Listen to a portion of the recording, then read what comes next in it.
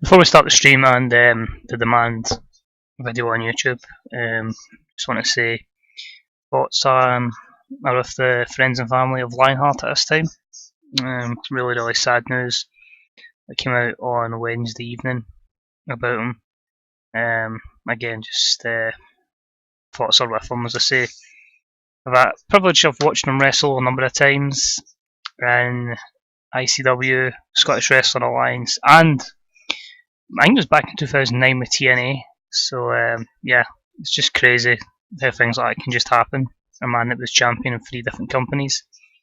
So again, just starting the video off and the stream off with thoughts completely with the family and friends of Lionheart. We'll kick off the actual booking in a couple of minutes. Just get my stuff ready. I'm good to go. I just need to get my booking notebook. Since it is a long-term save, we need to book in the long term, so I'll be 2 seconds.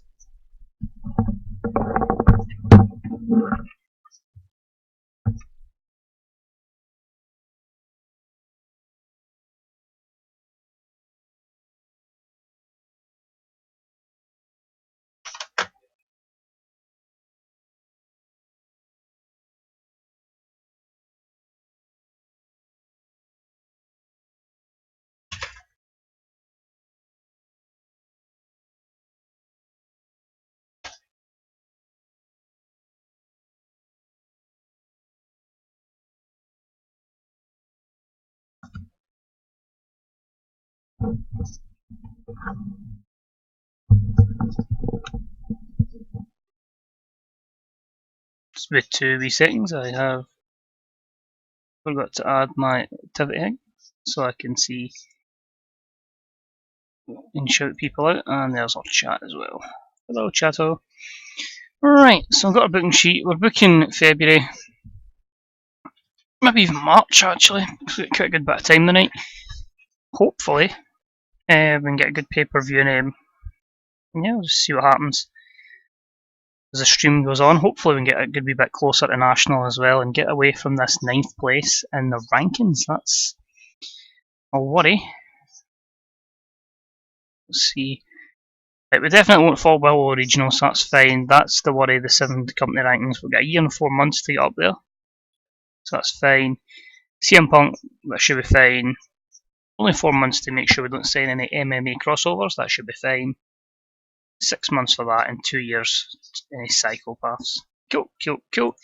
Medical, still missing E, Eddie Lovelace, Nick Jackson, and Tommaso Ciampa, and our only fatigued wrestler, Sema.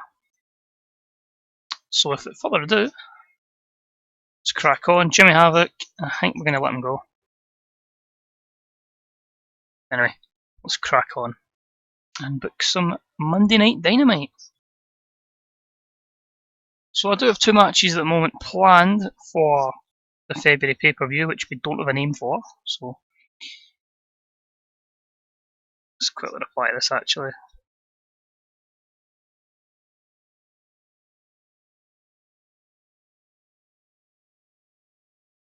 There we go. Alright, so basically I've got a 6-man program planned out, and I've also got a match for the championship as well. So let's really quickly go to history, and let's see what we actually booked on Origins.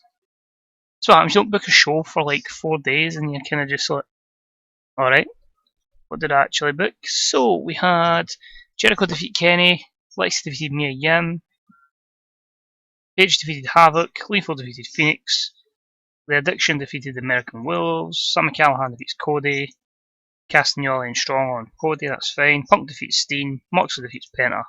Main event. Cool. So we'll start off with a hype package. It will be a sports entertainment angle, and it will be between Chris Jericho and Jon Moxley. Jericho basically going to gloat about winning or retaining the championship against Omega, and Jon Moxley will go, I want a title shot. Seems simple enough. Sure, main event program. Just going to end the storyline we already had going. Kenny came out looking good apparently, but we don't need to run storylines, so I don't want it to be detrimental to Punk's overness. It's just looking at some of these wrestlers that are coming in as well. Right, so we've still got him. We don't have Mark Q. I did a look at the private party on the Road to Fighter Fest, or whatever that video was called. I quite like the characters, man. I'm intrigued to see what they can do. So we'll probably see his tag partner, Mark Quinn, brought back. Maybe when we've got developmental, and then we can put them in there, and hopefully can get them certainly a wee bit over. So we'll start with Jericho and Moxley. That will be our championship program. We're going to have Shawn Spears in action. He's going to start off. So many wrestlers now in so little time to book them. Really tempted to get that second show up as soon as possible. But Kenny's in action, major positive. Let's keep booking him as strong as we can. And he will defeat against Flamita. Shawn Spears will be the storytelling match after. So Kenny will pick up the win. This is our opening match, by the way. Not bad for an opener, and that can be the steal the show matchup in the opener. So Kenny against Flamita. Shawn Spears, we said, was going to be in action. He's now dropped down to a mid-carder. So I've changed that all about with the auto pushy. So he will be in action. Shawn Spears with his negative momentum. And we'll have... Could we take him on MJF? Would they put him over? Because my worry with MJF is you get him 2 over, but when we get developmental to make him even better, he's 2 over. I think we'll go safe. We'll put Pac in there. Try and build Pac up with some overness. So we'll give that as an 8-9 minute match. Pac picks up the win. Make that... Just make that a normal match, actually. And we'll have just a multi-woman match. We'll make that storytelling. So we'll make it a 4v4, if we even have that amount of heels on the roster. And it will see opportunities as well. So people we don't really use. Let's give Sadie Gibbs a chance. Leva Bates we've barely used. Yuka Sakazaki. And Ryo Mizunami. There we go. They will take on the team of Lexi, Demi Bennett, Priscilla Kelly, and we're still not going to debut Giovanni, Liv Morgan, whatever we're calling her, Giano Daddio, until we have a gimmick for her. So Nyla Rose, a new character name for her. So Nyla Rose will win that match as well, and it will be 7 minutes. And we'll have Lexi pick up the win. She can pick up the win over Sadie Gibbs, since it was her first appearance, so it kind of goes like, who's this person?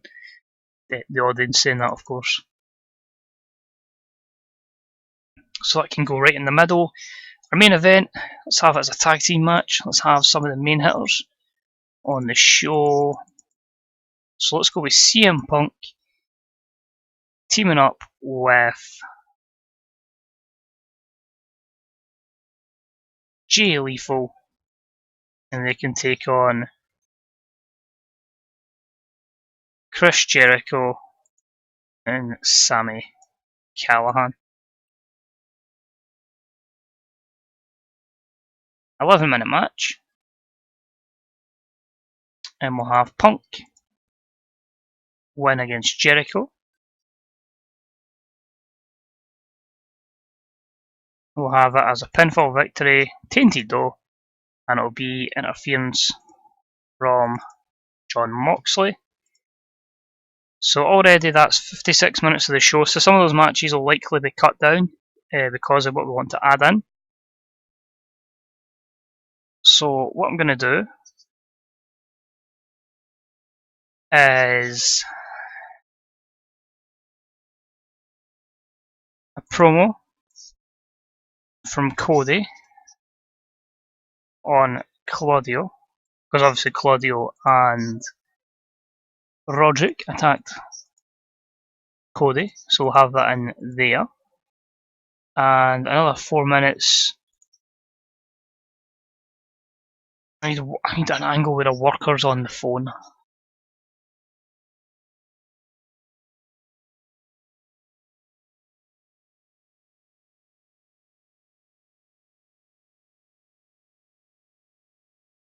Better idea. We're going straight for the feud's going to happen straight away. So Kevin Steen's hearing voices in his head. I wonder what that means. I am going straight in with El Generico versus Kevin Steen. So that'll happen. Well, so I just need to make sure I get El Generico as a babyface. He should be. Yep, that's fine. Cell-phoned mask, that's good.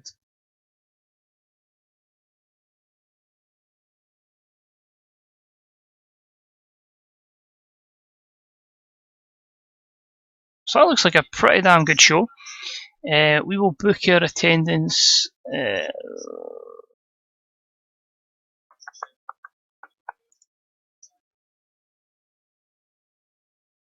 Midwest, I want to keep building the Midwest up. So we don't have a lot of fans there, but we just need to make sure we'll just book it in the Aleph Caniglia field just to try and get that one up to speed with everywhere else, so we can ensure that we are in a good position.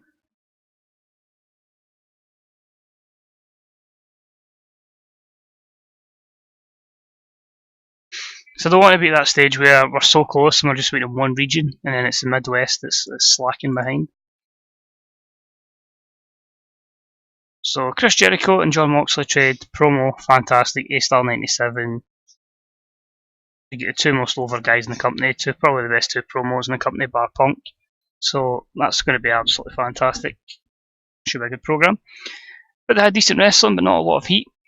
Kenny Omega defeats Flamita in 10:34 with Cross Raft, a C63. It's got the crowd buzzing. 63 performance from Kenny to 48 from Flamita. Obviously won't be over as much in the States. Only negatives there really, both guys try to go flat out for a spectacular match. Cody's promo, with the frustration on Claudio Castagnoli, got a C plus 66, that got the crowd a little bit hotter as well. The 8-man women's match was an E plus 35. The heels winning, Lexi, Demi Bennett, Priscilla Kelly and Nyla Rose with a win. So you can see there's a few that are maybe struggling to get over in the States, some that are pretty in a good position. I think it's good to see that Demi Bennett's already at 35, considering it's, she's been a development talent and she's just her second appearance for us.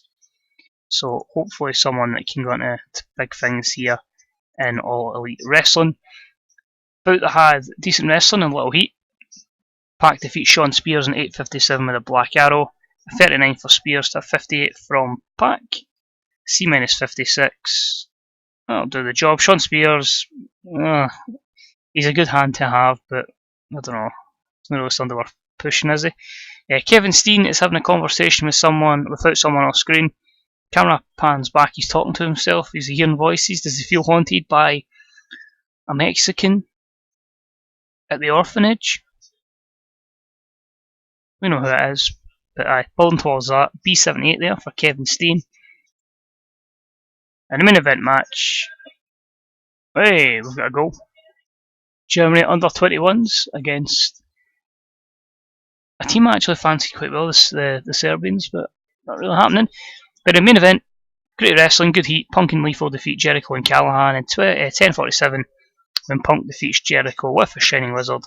Don't know why I didn't use a GTS, but following interference from John Moxley. You can see their best performance. CM Punk with 78, Jericho with 70. But yeah, it's good to see, the likes of Sami Callahan can hang at that level. A few negatives, Jericho's physical decline, a couple of low morales. Overall, that's the main thing. A show that the company will be happy with, the network will be happy with even, a B77, which increases their popularity in 18 regions. So just continuing to do that. What we're going to do after this show as well is just cut to size, just so we can see where we're at, and basically see how much we can improve as the episodes of Tuesday Night Dynamite and of course the pay-per-view happen.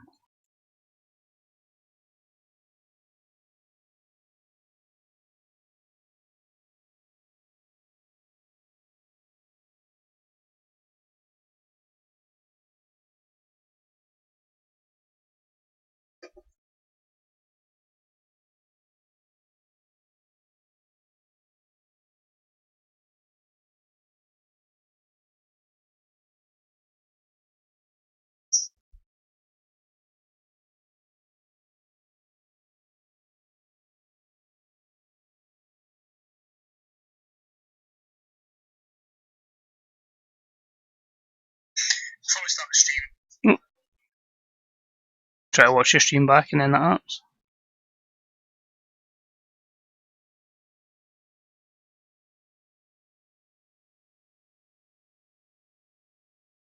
Oh, AJ Styles turning heel. Who would have thought that?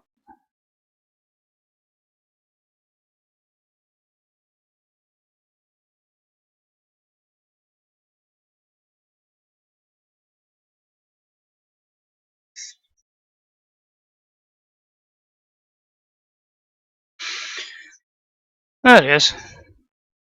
Oh, meant to say, Codley, because this does affect you. If you care, and thank you very much for the cheers. You need to let me know what cheers doing this. But if you saw, possibly, might not have, Arav's doing his video at 9 AM tomorrow, and so is Ben, for both their career modes. We'll just say it's a cheer for my excellent destroying of Jamie yesterday.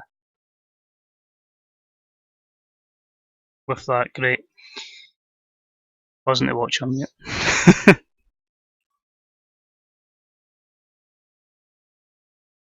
That should be good. It'll be interesting to see. Well, I think Ben's Renault, but I don't know who Arav will probably imagine go Alpha Romeo because he's links with Bellucci. But that's cool. Just make sure you download Crash. Because me and Matty, honestly, if Matty's down for it, I was texting him and he seems to be good for playing at midnight. So I've got to power that most of the night and most of the weekend as well, and then get F1 next week. That's class, mate. It's like Mario Kart, but Crash Bandicoot. Right, let's have a look again.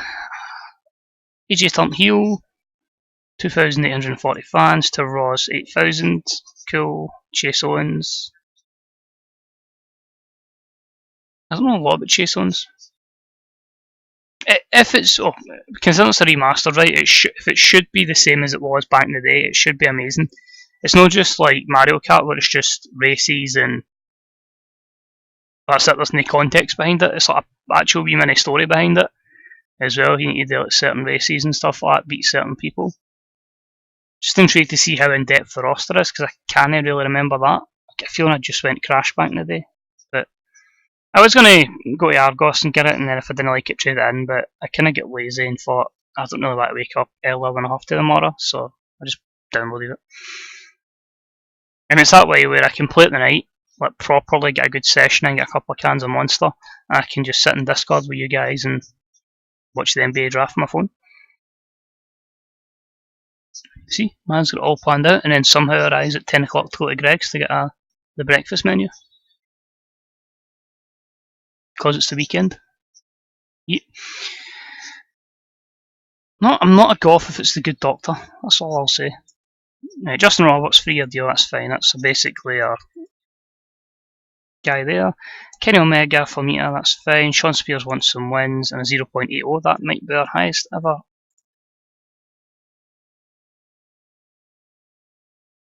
Nah, it's the following week you want off, man. It's got to be next week when it's F1. The draft will be fine and entertaining for like the first couple of guys that I've heard, and then after that, but fuck knows, man.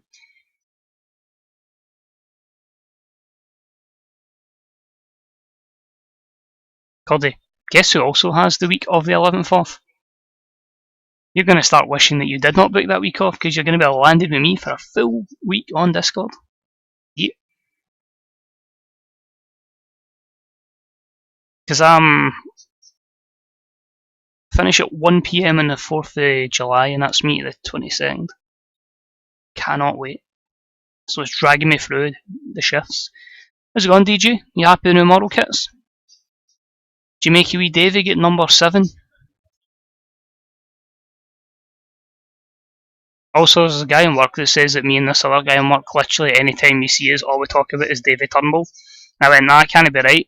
And then I walked into the other department and the guy was talking about Davey Turnbull. And I'm like, maybe you were right then. So it gives you an idea what I just do in work. Just go, Davey Turnbull.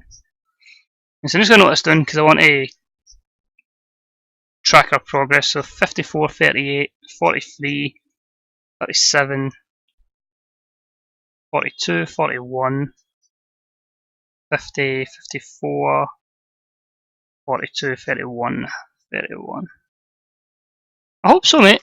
I mean, I honestly, the signings we've made and the fact there's probably still a striker and a winger to come in, a first team striker and a winger, because obviously 9 and 11 are vacant, could lead to a good wee team for next season. Interesting that Tans has stayed on. I don't know if that's just keeping his old number, but he's definitely doing pre-season. I did laugh when there was a picture of him shaking hands with Declan Gallagher, and a Morrow fan quoted saying, "Oh well, that's Tanner out for 4 months in."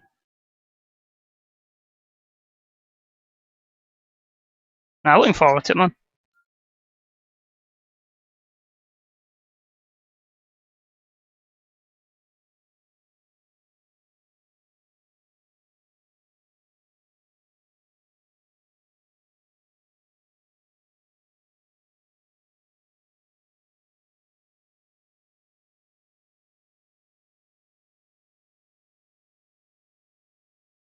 But that's the thing, but like it opens up a number 9 in terms of it could be a good loanee for somewhere down south. You know, forget we've still got plenty of time for the window to shut. You know, it is. We obviously get that 3 weeks extra than the English window. I mean, they're directly affected. There's a couple of guys that are heading towards an injury, but we don't work enough to go. Mikey Nichols, if we could get Shane Form, then I would bring him in and get the mighty. No, I've no issue with Tans. I don't see where he fits in, but I'm more than happy to keep him. It feels like a new signing because he's not played in that long. And it's shite because Dundee's not in the league and you just like to score against Dundee.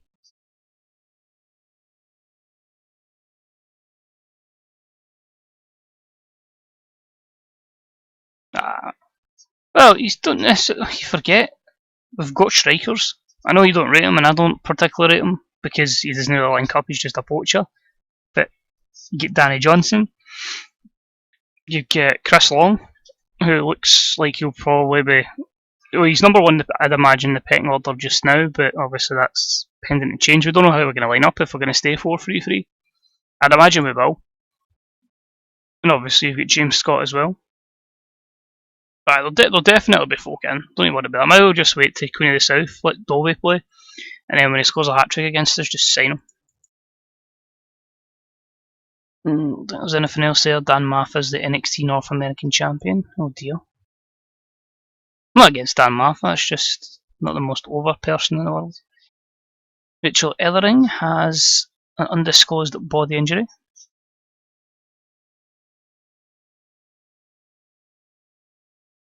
And then we've got Athena in as well, so we need to think of a name for her. I like James Scott. I think there's a lot of potential there. He's still young, you need to remember, DJ. He's only 18.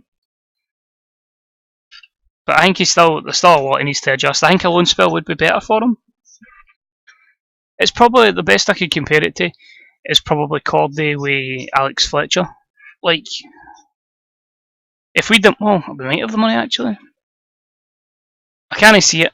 It makes sense, the Lafferty deal, on the basis of it's to stay in Scotland, no much a move. All intents and purposes, you know, it's Robinson for the Northern Ireland setup, so it makes a lot more sense than people would think. I'd take it. He always seems to score against us, so that would stop him scoring against us. Deal with Bright House is 1 month remaining. That's our big deal in it. We'll just put Athena in the women's division. We'll give her a new name as well. No, we could use Athena because technically it's her indie name, and we're quite happy to keep on with indie names.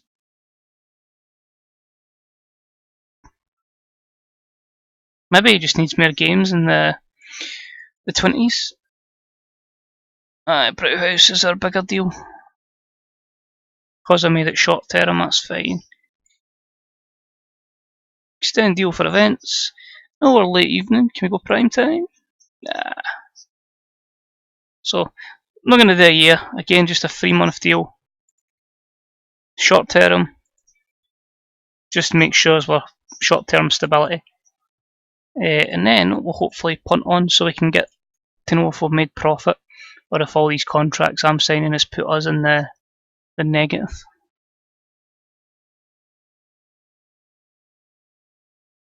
Oh, I see. No, I don't know if you saw either. Just because you mentioned Cadden, that's Rodriguez Gorin officially confirmed at Oxford.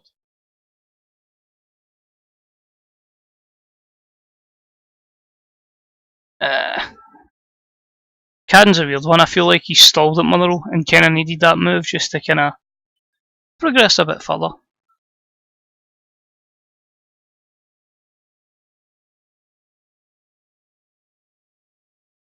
Anything here that directly affects is Shane Schultz.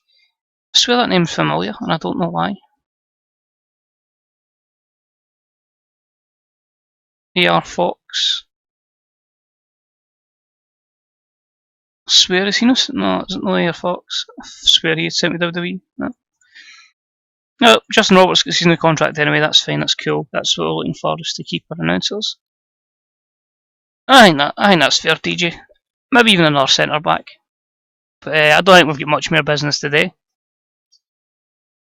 Maybe just outs. And I think if you're looking at outs, you look at Johnston, you possibly look at Hartley if he doesn't want to play second fiddle to Dunn and Gallagher.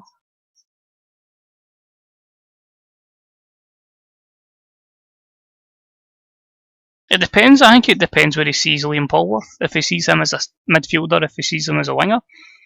And I think a lot obviously comes into account of, does Davy Turnbull stay or let it stay in loan? Or he's definitely 100% away, but does he come back in loan? Because if he comes back in loan, you're looking Campbell, Turnbull, probably Sloth, you'd imagine. Sloth. AJ Styles has a movie role in a big budget romantic comedy movie. That's an interesting one. So he's going to get an absolutely massive boost in overness, so that's not good for us, but really good for WWE. He's literally the top assister in the championship. You're basically basing that on the fact he plays for Inverness, that he doesn't look good. You're writing him off. It's like folks saying, Duke Carroll's shite. It's like, you ain't kicked the ball for us yet. On a bit of positivity, belief. See, to be honest, I've pretty much signed most of the Undisputed Era apart from Bobby Fish. So let's just sign Kyle O'Reilly as well. So I've already got Roderick and Adam Cole as well. So let's just bring them all in. Oh, okay, interesting. This seems to happen again, all the pregnancies at once. But Sasha Banks is pregnant. In game, not official, of course. Another goal for Germany. Waldschmidt. She's pregnant as well.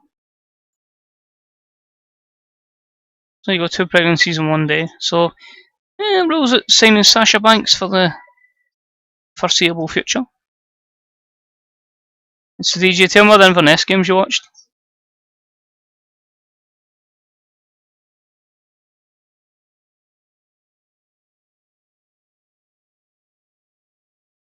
You stop writing people off because they play at a shit level.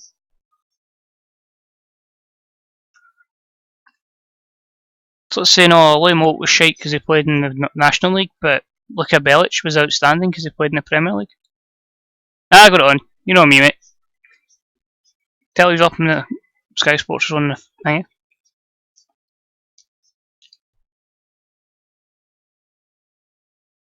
I don't know when my hangy runs it. Now TV. So I didn't change my payment details, so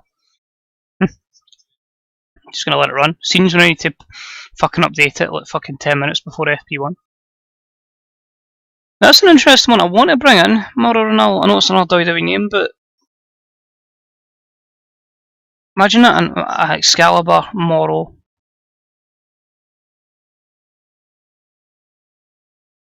No, they weren't they? They're lying for DJ. They were sad.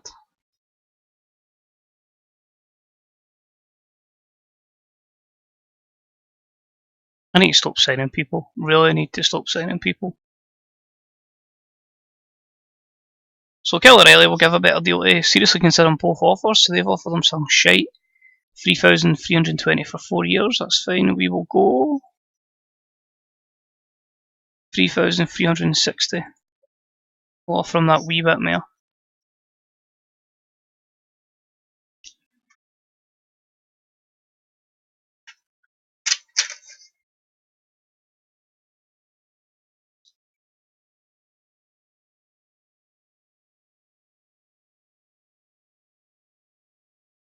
That's because Elliot Freer was really lightweight.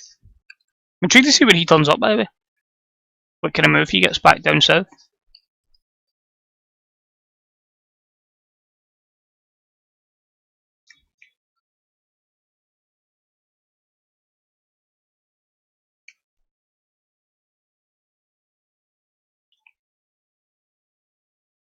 Problem with Elliot Freer as well, though, he was just one-dimensional.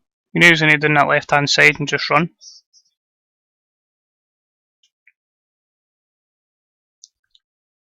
Fucking hell, man. I think all Richard Tate does is just stay in the gym. Fair play to him. Absolutely fair play to him.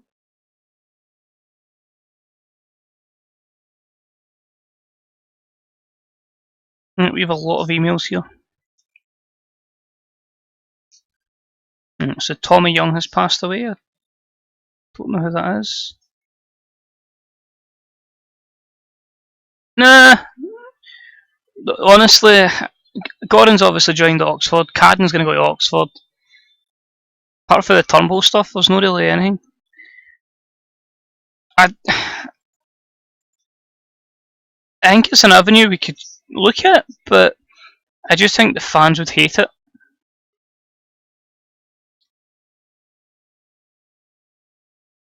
Jesse Ventura retires. Who won the Rumble? Oh, Finn Balor won the Rumble. Kofi Kingston is still the WWE Champion, and Brian Kendrick defeated Finn Balor for the Intercontinental Championship. Jesus. A good match, but I wouldn't see it as a viable person as champ. ROH offered the contract to Marty. Shit, I've still not signed him yet. It's another one. I'm not going to sign him just yet. I just make sure it's not a written deal. Paper appearance. That's fine. That's fine. That's fine.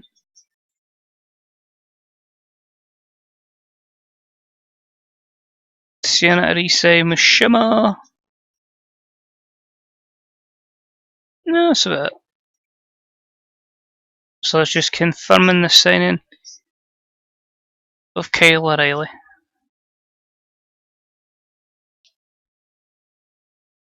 Oh, WWE, don't screw it, because Moro could effectively take over JR as well. That's what I need to look at. I'm going to regret doing this. I don't think Tony Khan let me. I would. It will give you a 10-year deal to be our commentator, and that takes him through to 60. Hey! 41 grand profit. Worst sign in the world. The industry's in a decline, but we're still making profit. Admittedly, we've only made like 350 odd profit, but over the course of it. But we're much bigger as a company with a far bigger roster, as you can see by the 9 million people that are unhappy.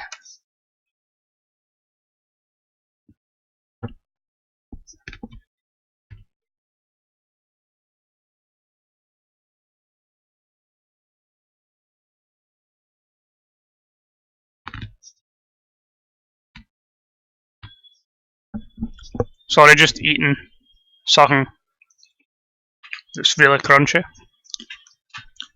Who did Gordon score against? 3-0 Germany.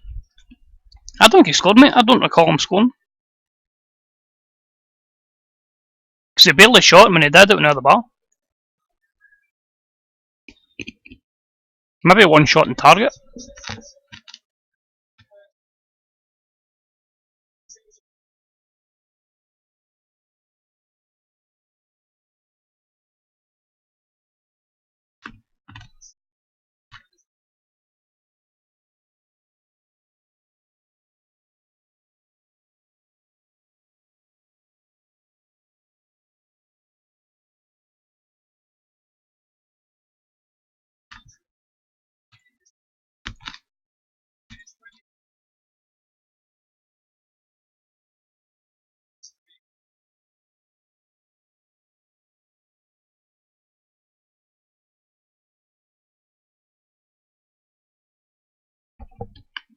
I'd say so.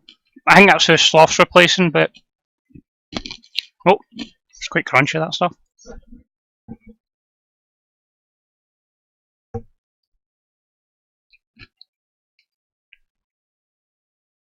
I'd agree, a massive loss.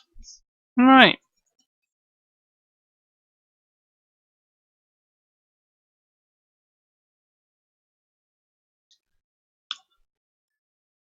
How's this for a main event? John Moxley against Kevin Steen. We're giving it away on free television.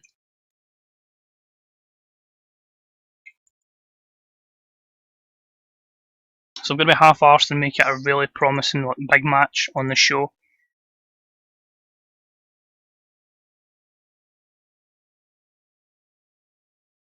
Because this is where we'll have our El Generico debut.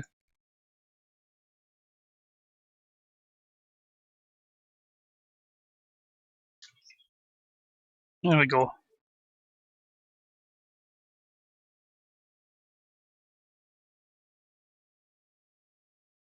Let's open the show with a tag title match.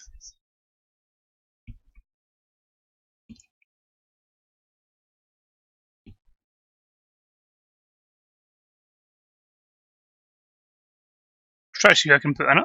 I can afford to not win. Let's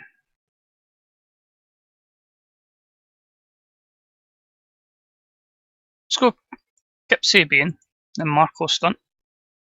And he'll take on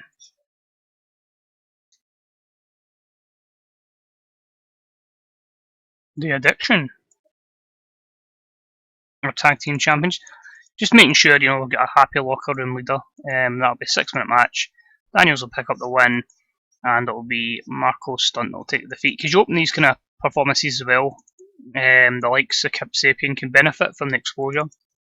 So while they lose, they gain the overness of participation in the match.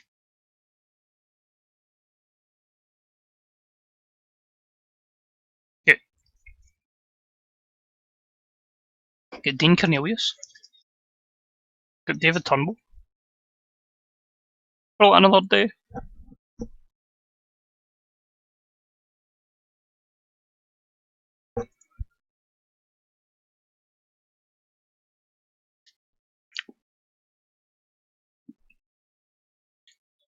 Yeah, 2v2 match in the women's division as well. I'm going to book in the team of Demi Bennett and Lexi against Emi Sakura and Yuka Sakazaki.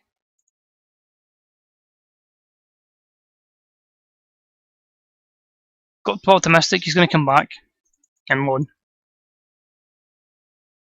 I'm already looking forward to him coming back to end his career in like 2034.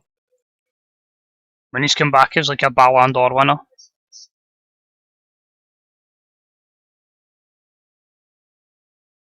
Right, so I need to start involving a lot more guys that are just literally sitting about doing absolutely nothing. So we probably will go to 2 hours soon, I think. Because we do have a lot of written stars now, so it would make sense to make the jump to 2 hours. So in this one,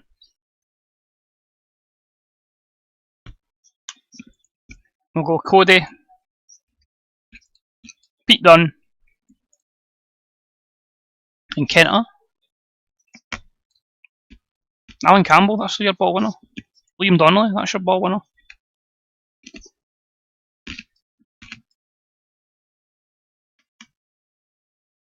Apparently he was horrible, that's how they said no. We'll go to Smash Bros and Jimmy Havoc because there's somebody that can take the fall for it. 10-minute match. Build up Cody again. And Jimmy Havoc will take the L.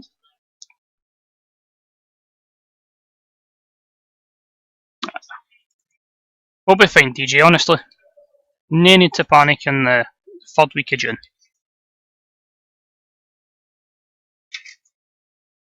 I love how half the angles here are just post-match attacks, but I don't know, mate. It was alright at DM against Livingston. Absolutely rotten at left back, but on the ball, I thought it was pretty decent, not horrible. So the victim for this one will be Cody. It'll be an attack again by Roderick Strong and Claudio Castagnoli.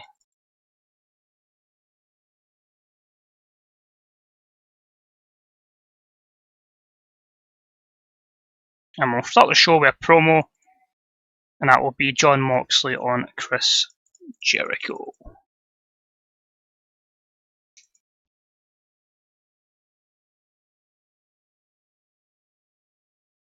We're a minute over, but that's just going to get deducted for Moxley versus Steen. Okay. We need more angles, apparently. So Moxley and Steen will lose a bit of time.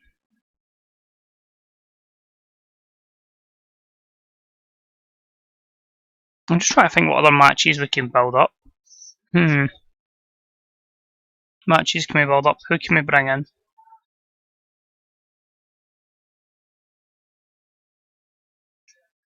I've only missed one show where we didn't really book a lot. You've not missed a lot. We still haven't debuted Aurora, Giovanni, whatever the hell we're going to call Liv Morgan. I'm going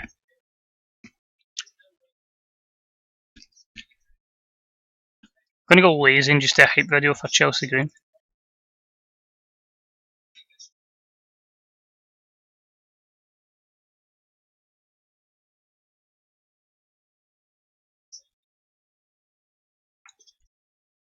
Good timing though. Let's get El Generico's debut.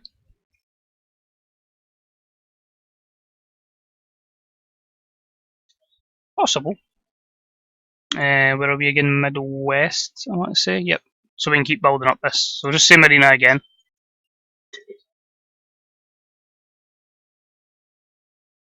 This should be a good show. I was saying Kyle O'Reilly. I know it's another WWE guy, but I just thought if I've already half of Undisputed Era, why not just sign all of them when they come available? They're all ex-ROH guys, so it builds into that philosophy. So yeah, let's crack on. Moxley's promo on Jericho, so these are just going to constantly get A-star 90s. So if we can get them cutting promos on each other, they're pretty much gaining pop every show. You can make the rest of the show shit. Maybe a decent main event, but they'll carry it mostly with their promos. So strong start, crowd hotter, etc., etc. You get the drill, you get just it. Opening match, Subpar Wrestling, Little Heat, The Addiction defeat Kip Sabian, and Marco Stunt. Christopher Daniels picks up the win with Angel's Wings. First title defense for the AEW Tag Champs. D plus 49. Superior skill level, of course, for the heels, for the champions, but you hope it's a good part of the development for Sabian and Stunt. Cheers to host as well. Loved our Lady Paris. Appreciate it. So yeah, pretty happy with that. Hopefully adds a bit of prestige to the championships. You need to build up history of your championships as well. Chelsea Green's hype video, E-20. It's really until we find something to do for her. A women's match with freedom off their game's quite worrying, but good performances for both the heels there as Demi Bennett and Lexi pick up the win over Emi Sakura and Yuka Sakazaki. In an E plus 35 match, Lexi improving technical skills, so it's not bad. The women's division is going to take a lot of time to get it to where I want it, but a lot of the talents that we have brought in are young enough that they can certainly grow with it as well. Especially, I know I keep rapping on about it, but once we get developmental, once that's a thing, the skill sets can just go through the roof, and then if you bring into that overness, if you can combine good performance alongside a very over individual with our type of product, they should do very well for themselves. Co-main event and about the had Subpar Wrestling and Little Heat. The team of Cody, Pete Dunne and Kenta defeated Jimmy Havoc and the Super Smash Bros. I can't remember what they are going under in AEW. They put it up on Instagram when they'd done a thing with Evil Uno and Stu Grayson. If anybody can remember, let me know. I'll seek to change it in here, or I'll just keep calling them the Super Smash Bros. Evil Uno was the weak link. Stu was off his game, but the all-out match got the crowd buzzing.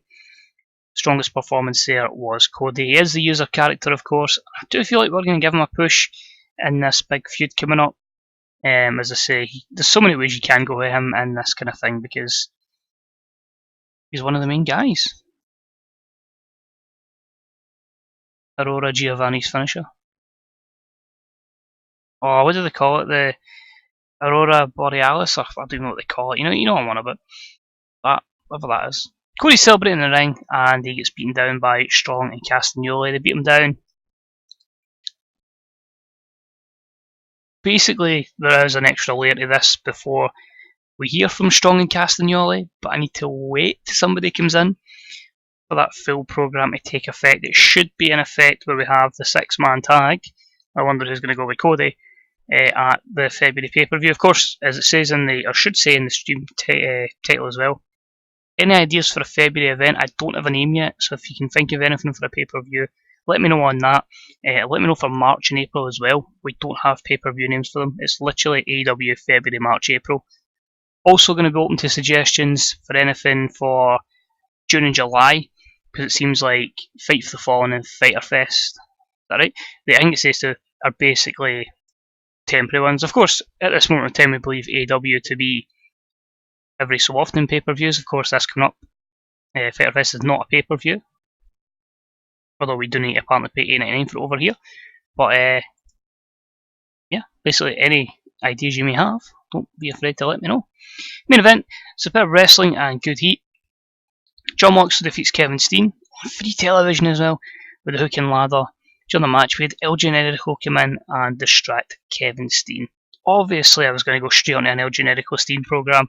I just couldn't keep them away from each other. But they'll have a mega feud, I think, on here, and then we'll look to branch them away from each other. She wasn't really, well, I don't remember on NXT a lot. That's the problem. Like, I've heard about her, I'd maybe seen her a few times, but I don't really remember any finishing manoeuvres. So, wholesome gimmick, fan favourite, probably should have tweaked that a little bit, but it is a babyface.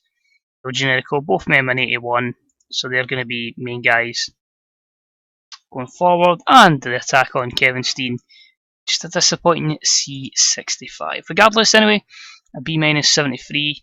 I think we're sitting probably about 12 or 13 over the rating that we need to get to ensure a pop increase. So it's still in a safe place, but with that continuous decline in the industry and the economy, you do wonder when is it going to come back to bite us in the ass, because we aren't making a lot of money. We're making profit, but it's really just throwing money to make sure the company grows at a steady, quick pace so we can begin the war with WWE. But in terms of finances, WWE should still be dwarfing us. Especially the fact that the attendances they're getting, so the income will be higher. They should have the network in this, and the fact that they have about 100 odd wrestlers. Well, maybe a wee bit less now because we've probably stolen half of them, but we're going well. Oh, Rey Mysterio has been divorced with his partner. So we get 2.9 there, they get 8,100. So again, we're in a weaker area, but we feel like we need to build it up. She used to use a guillotine in NXT as a finisher. Sleeping Beauty. Possible. She's going to hate me before she debuts because I'm taking that long to bring her in, but just want to make sure it's right what we go with. Adam Page's contract is expiring. He frustrates me in this. Just is not over in the States at all. Don't get me wrong, he's gained a good bit. 11, 5, 10. So he has gained popularity, just not quite at a quick level. But he's 28 still. He's not finished, he's only 28, so we'll keep him as a paper appearance in a year deal. And we'll see if we can continue to make him develop a wee bit. WWE have offered on a contract to Mauro Ranallo. We're giving him a 10-year deal, basically, so he's our announcer for the future. And the 0.97, so the ratings are, well, that's a good jump since the last time. If we go to broadcasting, is it TV controls, Monday Night Dynamite, you can see there, steady 0.7776 and all that, up to 0.80 and a 0.97, so already we've jumped up from our first show, which was a 0.41, to a 0.97 on television, so pretty much in a good roll at the moment, and we're already seeing a couple of gains there from our first look at the importance levels, so yeah, The problem is though, you are at most places still looking at another 20, 24 importance gains to make sure you get the national level. Oh, I wish I could justify a second show. I really, really want to do it, but I just don't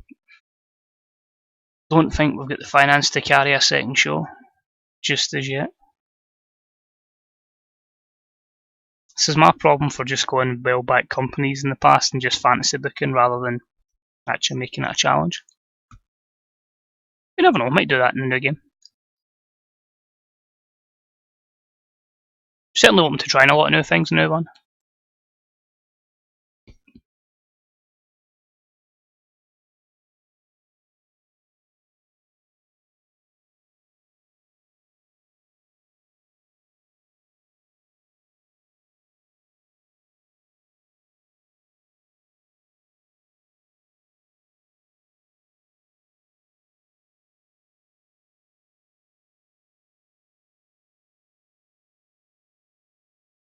So I actually wanted to sign her in this, but she's pregnant, so you're sending somebody to sit in the sidelines, so we'll see. Darby Allin's divorced. I think she will end up going though. Zaya Brookside, Molly McKenzie, B. Priestley's going to stream with Eve. That's cool, cool, cool. Nothing there. Eve's back. Marcel Barthel. Remember that push in the other one? The other WWE save. But no, that's fine. Axel Dieter Jr.'s in. That's cool. I may as well just really reveal what I was looking to do. So we are going to have our first new stable. So we've got Strong Heart SoCal Uncensored. We are going to have a wrestling stable.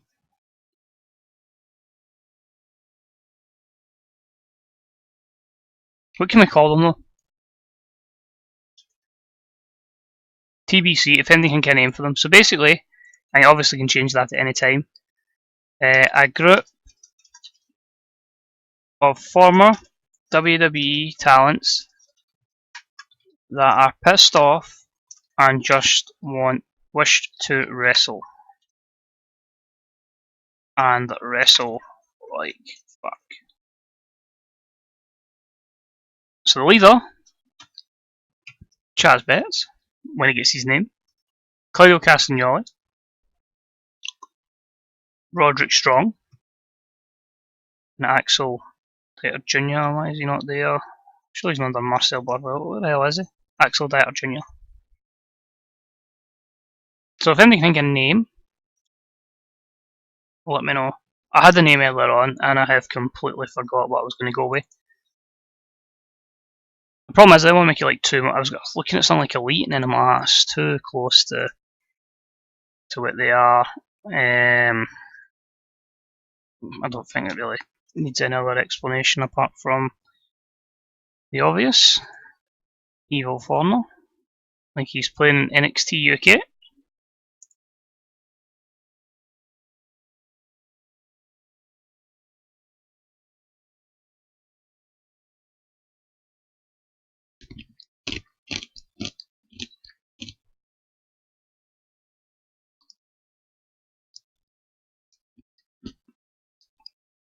I'm still a bit hesitant just to kind of book more matches in case more people become available. Like the contracts that are signed, like Generico appears and maybe someone else appears.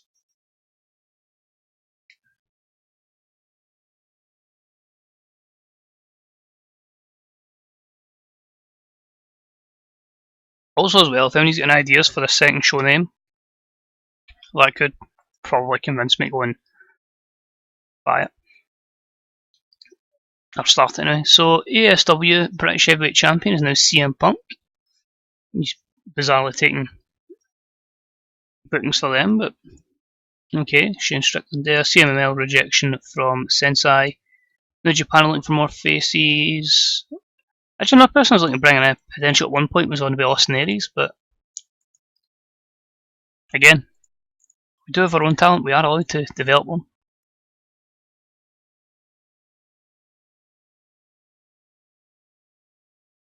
I think the thing is, like, it's a completely unrealistic save. I do think a lot of people will jump, but nowhere near the magnitude of this, and we've basically done the dirty on the AEW roster just to sign talents.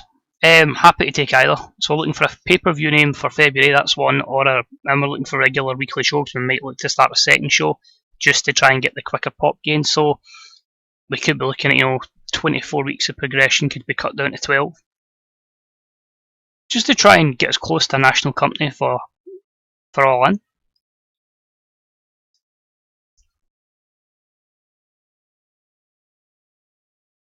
I've all these great ideas for booking or show names and that at work, and I don't write them down because it's obviously I stand there for like 10 hours a day, so like a lot of creative stuff goes from me. And then it's just like when it comes to actually doing it, I'm like, I can't remember what I've went to book or whatever. Like the wrestling stable, Gable, Cesaro or Claudio, and Roderick was straight away me basically at work on that looks like it would work. Should we just do it and sign The Rock?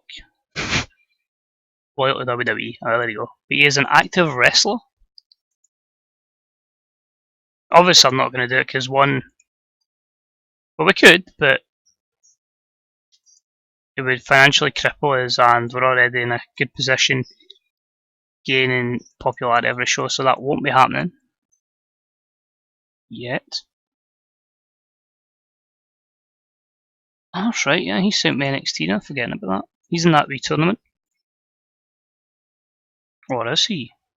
Guess what, if MD's wanting to avoid spoilers.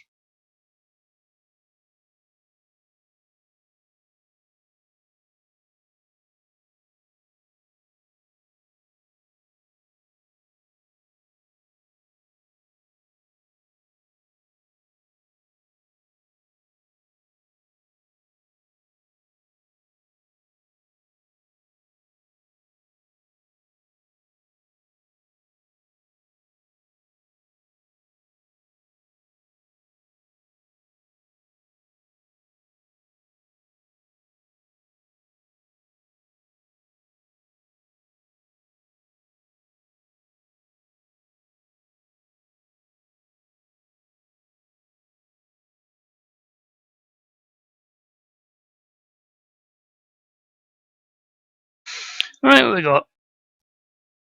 Something to go with Paradise? Well, we've got a couple of weeks to think of something. What's also mad is like when I first got into booking games, man, this was a guy that was obviously getting great matches in Ring of Honor. I never got to watch any of the matches because obviously internet was still shit then, but this was a guy, Morishima, that was I'd heard he was getting all these great matches with Bryan Danielson, Nigel McGuinness. That's what first kind of when I got back into wrestling, kind of perked my interest alongside, believe it or not, TNA.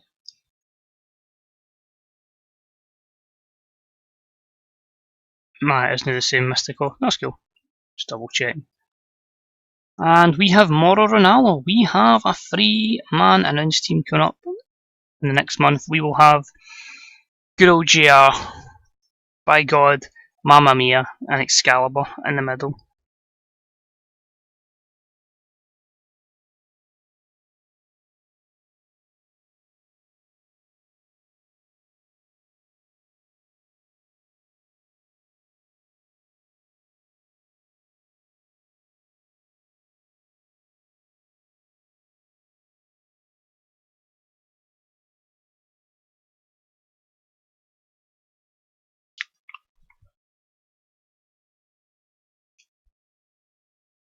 But interesting to see how the AI books WrestleMania as well.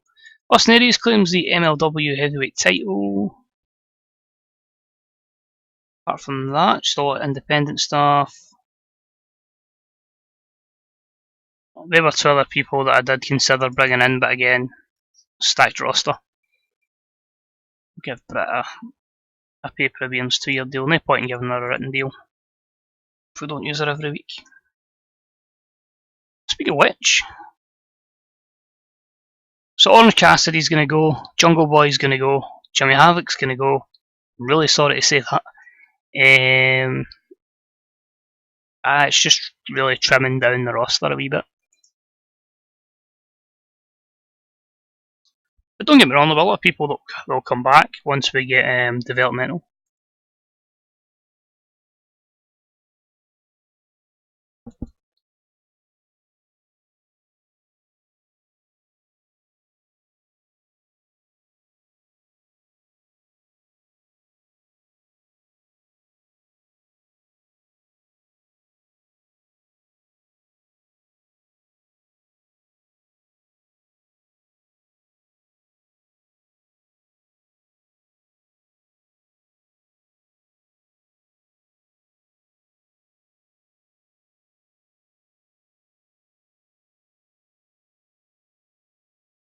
Right, quite a lot of retirements all in one day.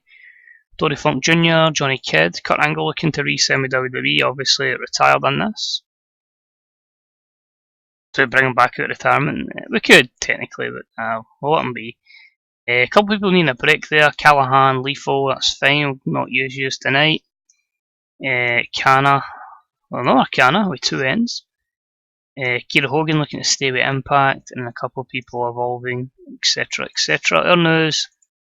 There we go, Chaz Betts. There's only one name I'm going to give him in here. Pretty boring name, but yeah, Chaz Betts just becomes Gable. Gable, the wrestling machine. So this is Gable. All American, I'm actually quite happy with that. He is an upper mid carder, so that's good that he's already quite high up in the card. So he's truthfully, this is going to help him. The fact that everything's strong, so I expect him to really, really prosper in our settings. In fact, he debuts tonight, so another debut, yay! So 2v2. In fact, if we just quickly check something, when is? Oh, he's back from injury. Wow, it's a lot of people that are quite fatigued. So tonight, 2v2. Move that back a wee bit. There we go. Main event. That's how much of faith I'm putting in this match.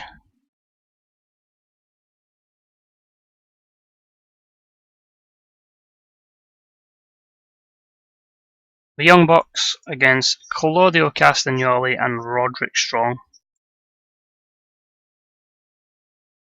12 minutes, 30 minutes. Claudio will pick up the win. The loser will be Matt Jackson. Steal the show. Tainted. Pinfall. And of course, because I love doing it for some reason, there is your interference at the end for Gable to debut. And then we finish the show with a 3 versus 2 attack. And obviously, we'll have Cody or something beat down prior in the show, so it's going to be Gable, Claudio, and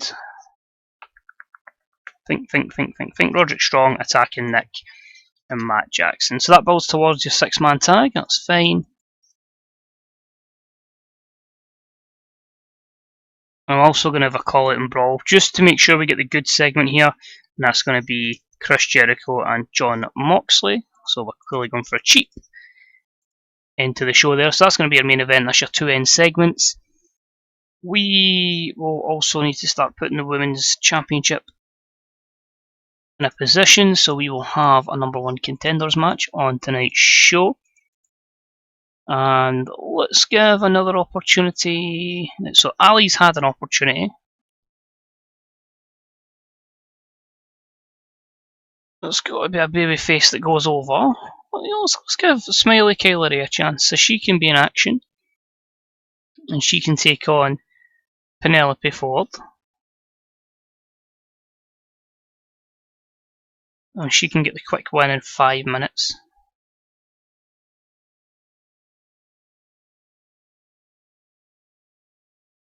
Pinfall, and that'll be a storytelling match.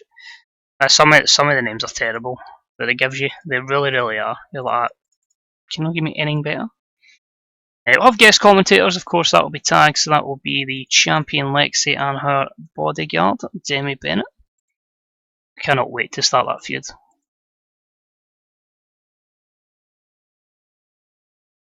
So we'll have that. Actually, I'll work towards the junior division as well, so let's start matches in that category. So that's basically going to be MD that's lower than lightweight in male. And of course I filtered it to female. I am a fucking idiot at times. There we go. So again, it doesn't exactly trim the roster down massively. So people that get an opportunity, there's Soberano Jr.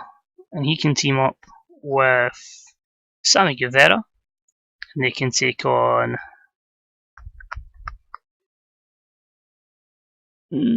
Darby Allin and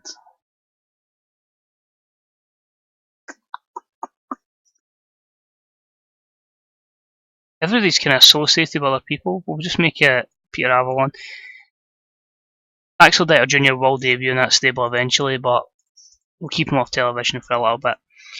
Winner will be El Soberano Jr. and he can defeat the Liberian, Peter Avalon. We'll make that pinfall, that's fine. So that can basically start off the show, our first match of the show, not necessarily our first segment. So we'll basically have the first segment right here on twitch.tv. It's just going to be Mick Foley, and that's how I'm just going to announce that match. There'll be a massive match for the Junior Championship at the February event. Let's see what terrible, in fact I can't even go to schedule, so we'll have to hold. It doesn't let us do it just now. So let's just get that booked in as well. So that's going to be, at the moment, Jericho versus Moxley, Cody and the Young Bucks against Claudio Castagnoli, Gable and Roderick Strong, El Generico Kevin Steen. We have Smiley Kylie Ray against Lexi, and we're also going to have a junior heavyweight title match. Alright, so that's fine. That's amazing with Jericho's champion since August. That's quite a good lengthy title run.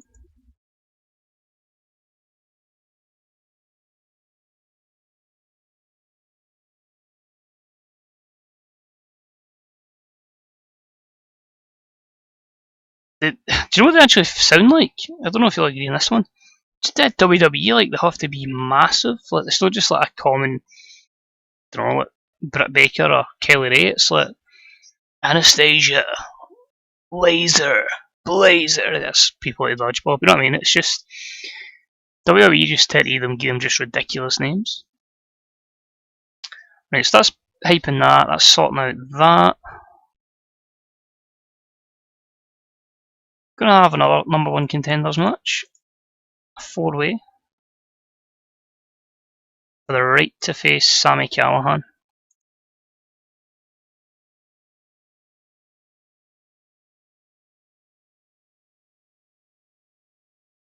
I'm actually tempted to get Kenny. I might get Kenny. Kenny versus Callihan.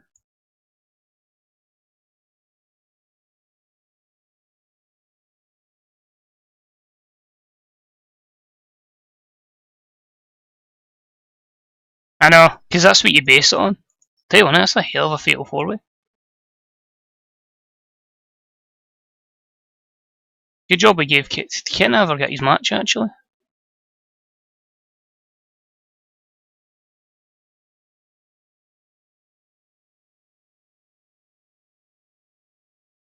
I did. Because Kent won that Battle Royal, but he did get a match. So there we go, 10 minutes. And yeah, Kenny's going to get the win.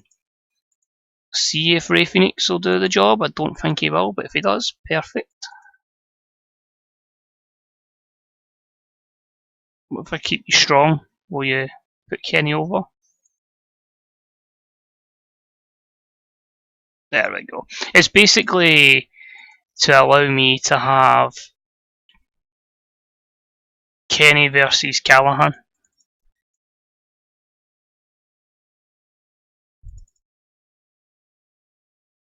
I don't know if Sammy wants to be scripted. No, he doesn't mind, that's fine. So see how that program works out. So maybe I'll add that one in as well. So that's going to be Kenny Omega versus Sami Callihan. So we're at 1, 2, 3, 4, 5, 6 matches. And we've still got one more show to book. As you can see, the industry's 49% now, 49. Your economy's at 52. You really want to be trying to start booking shows in Canada. Do you know what? Let's go to Ontario. It's not great. It's rising, but maybe we can gain while it's rising over there. The UK is just not a big enough market for us. And while it's really good in Japan, it's just not a place we're over. So I'm going to risk it. We're going to go to Ontario. There may be some changes in overness for certain people, certain workers. See if we can get an exactly 2,000 capacity. There we go. The University of Windsor Stadium. So they speak English, they speak French, and I'm sure they would love to have a show with no Kevin Steen or El Generico on it. Here we go. Chris Jericho. This is All Elite Wrestling Monday Night Dynamite live from the first time in Canada. So just 1,685 fans, not amazing, but it's a start. We need to build up slowly in Canada. Posting the show here will then allow it to peek out to other places in Canada, and then you target Canada, you target then Mexico, etc., etc. So we'll see. Fully hype up that promo anyway for the Junior Championship was a C59, so happy with that from Mick Foley. Your opener had terrible wrestling and non-existent crowd heat as El Soberano Jr. and Sammy Guevara defeated Darby Allin and Peter Avalon in 5:34. It was a D-36. You can see there the baby faces are certainly in a good place.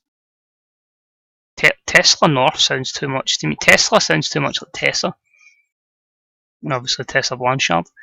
So an abysmal match saw Kylie Rae defeat Penelope Ford in 5:20 with a super kick. It was an E-21, so it's going to take a lot to get these two over, but Kylie Rae will get her opportunity.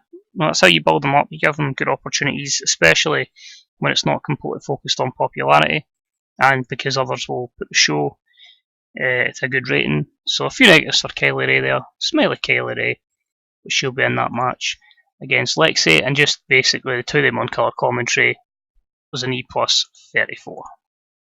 Technically that angle should have went beforehand, but that is what it is. About that had good wrestling, or decent wrestling, but not a lot of heat. Omega defeats Kenta, Rey Fenix and Pac in 9:53 when Kenny defeats Rey Fenix with a one-winged angel. Rey Fenix was head and shoulders above the rest with Kenta the weak link. You can see their performances ranging from a 76 to a 46. It seems like Rey Fenix was the main guy, then it was Kenny, then it was Pac, and then Kenta right down the bottom. But a C62 regardless, pretty good, and that will put Kenny in contention to take on Sami Callihan. Sami's promo was a C63, and I must say that match would have been better, but of course we had to protect the heel Rey Fenix. And I've just thought of a killer match that we are going to have at that pay-per-view. And we'll book that in next week's show. So your main event was about the had good wrestling, not a lot of heat. Claudio Castagnoli and Roderick Strong defeat the Young Bucks in 12:34 when the Ricola bomb was used on Matt Jackson, following interference from Gable. B-72, Claudio getting better at his gimmick, the crowd got buzzing. Gable's All-American gimmick got above average. A 70 for Nick, a 58 for Matt, 63 for Roderick, 61 for Claudio. Pretty damn good main event. But their overness is not too good. Oh dear, dear, dear. Only a D-38 there, as Gable, Castagnoli and Strong. We need to keep them at the angles that are based on overness, that's for sure. So it seems like you're facing a losing battle here. You're fighting against it and it's just not happening. But there you go. You do that to save the show, hopefully.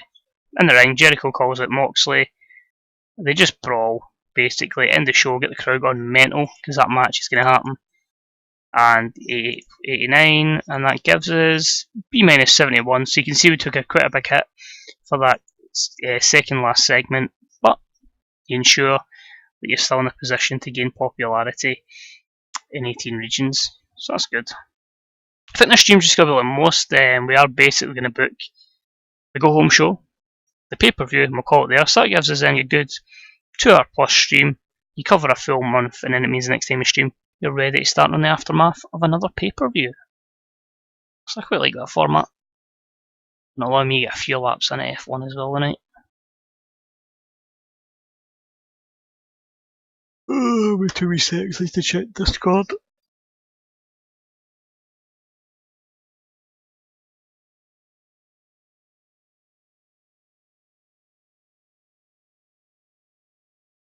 That's alright. Nobody's fighting, that's good.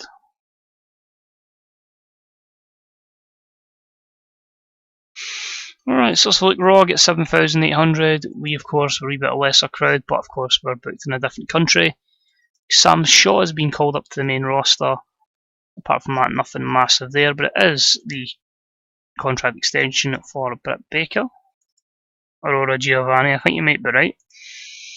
So Nick Jackson needs some momentum. 0.97 again. Can we push that 1.0 rating? And Matt Jackson doesn't like El Soberano Jr. That's fine. What I wanted to check was 20 days, so she'll debut in 3 weeks. I'm going to debut her with Heidi Lovelace. If you can live Lovelace, could we make her our cousin from Jersey? Sounds so bad of an angle, but it might just work. But speaking of bad names, AEW, there can only be one. Yeah, I done 2 hours as well.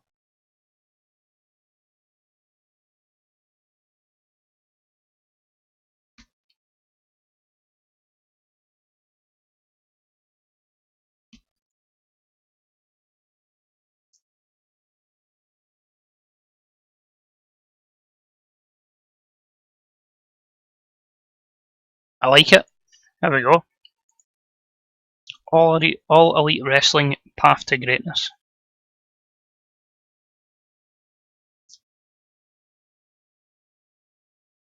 And to be honest, I just realised we're also going to have KO versus Sammy on the card twice, when you think about it.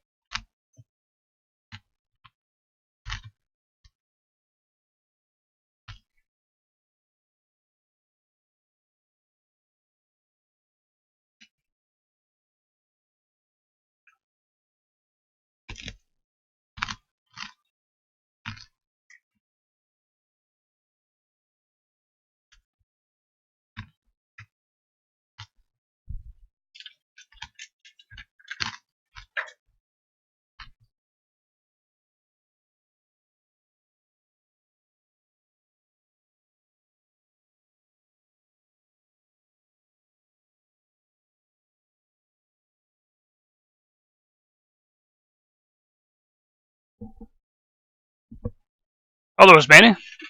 It turned out really good. Sorry, I was just eating there. My mic was away from my mouth. But there were so many, especially in the women's division. As soon as we got that integrated, well, kind of integrated, they were basically presented as equals to their male counterparts. But obviously, I kept them technically in a women's division, but it just allowed the women to grow at a much higher level. Because they were all in developmental for so long, because I say they're so young, their skill set's just really, really good. And I would say more abusing the system when I put them in like 8-man tags, but it'd be like 6 men and then the 2 women, 1 on each side, and that kind of helped their skill as well, especially when you can have some really over guys losing, and obviously it'd be 3 over guys, and then the woman wouldn't be as over, but she would benefit quite highly for the boost. So it's just working out how the system goes.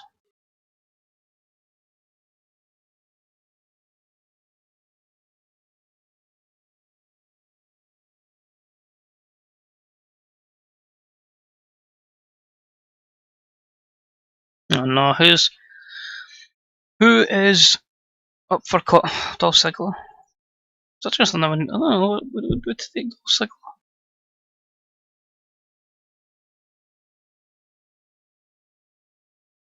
I normally wouldn't, but he's really over.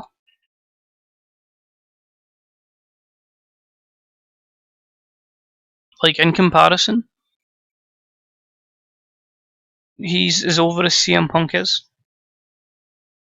He is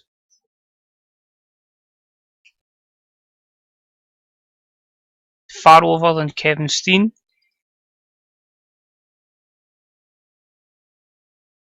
I'm getting for Ziggler. Ziggler's really over. I think we need to.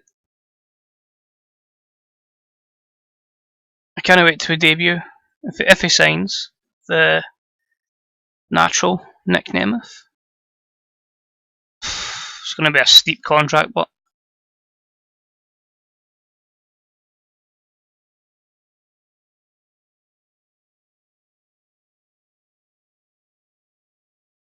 it's a very steep contract for somebody like Dolph Ziggler. But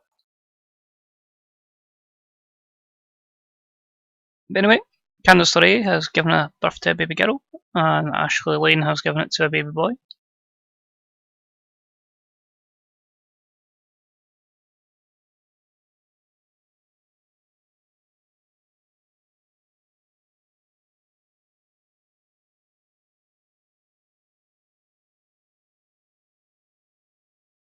So I'll be quite mad if I get to like 2040 and like it comes up like Sasha Banks has had like 4 wins.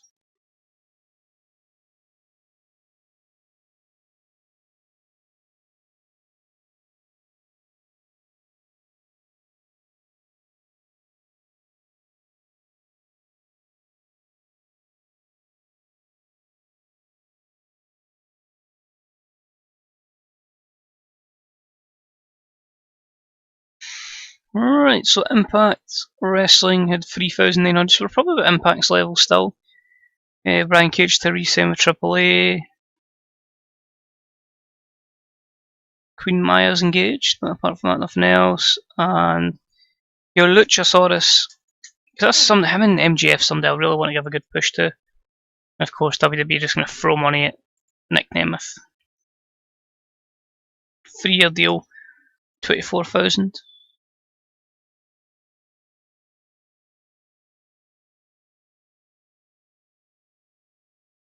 I don't think we'll get him. I think we'll push WWE just to a level where they offer that wee bit more than us, which is cool because if they can then have somebody on a 24,000 contract locked in for a good period of time, then oh my word, motherhood, that's fucking lovely.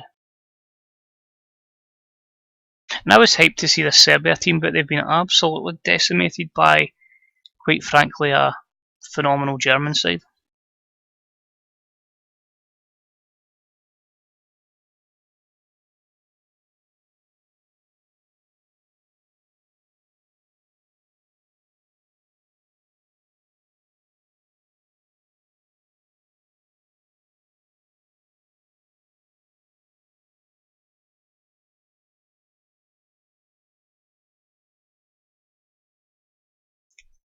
So WWE re-signed Kurt Angle.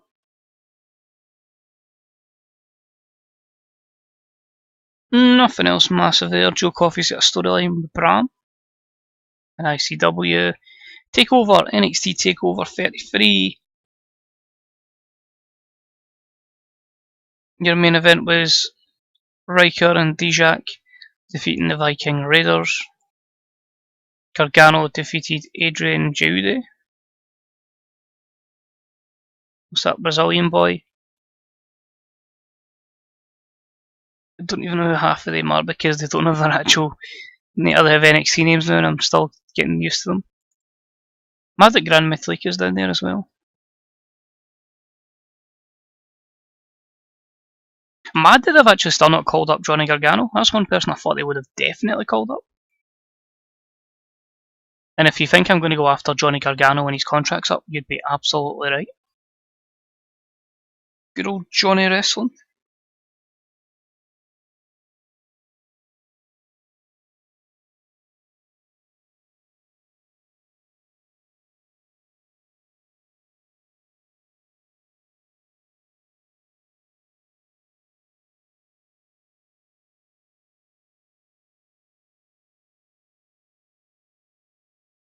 Right, so progress, I've done chapter 98. Anything else that's going to directly affect us? I'll just try and keep it to it directly affects us so we can try and get through it a bit quicker. No, nothing really. Crash without Austin Fury. That's just somebody missing. That's fine. So there we go. Miro is in. Damn right, that's what he's getting called, Miro. Jimmy Havoc signs a non-exclusive contract extension with 8. What? Ah, interesting. So I was going to let Jimmy Havoc go, but Tony Khan has personally extended the contract. Very interesting. I've never seen that before, but then again, I don't play with owners very, very often. So Adam Cole should, I'd imagine, be an upper mid-carder. He'll stay Adam Cole for obvious reasons. And Miro, Slav Barniashev, Man Beast, of course we'll keep him with that kind of gimmick. Main eventer, that's fine. What a roster we've got, what a roster. Just gonna call him Miro. Miro the monster. Miro. Surely we don't have too many more WWE guys coming in. I think we should be looking to push to either a second show or a second hour. I know, I've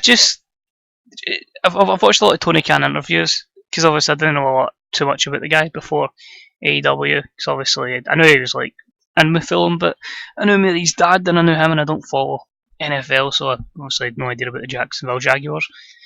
But I just try to imagine him going, yeah, Jimmy Havoc's somebody we want to have at AEW, it's mad. Oh, well, I mean, I'm just waiting in the owner goal coming up saying Tony Khan expects Jimmy Havoc to be pushed to the moon. Right, we've got here a couple of retirements again for some of the older athletes. Chessman to re-sign, possibly. Naito, Iron Man.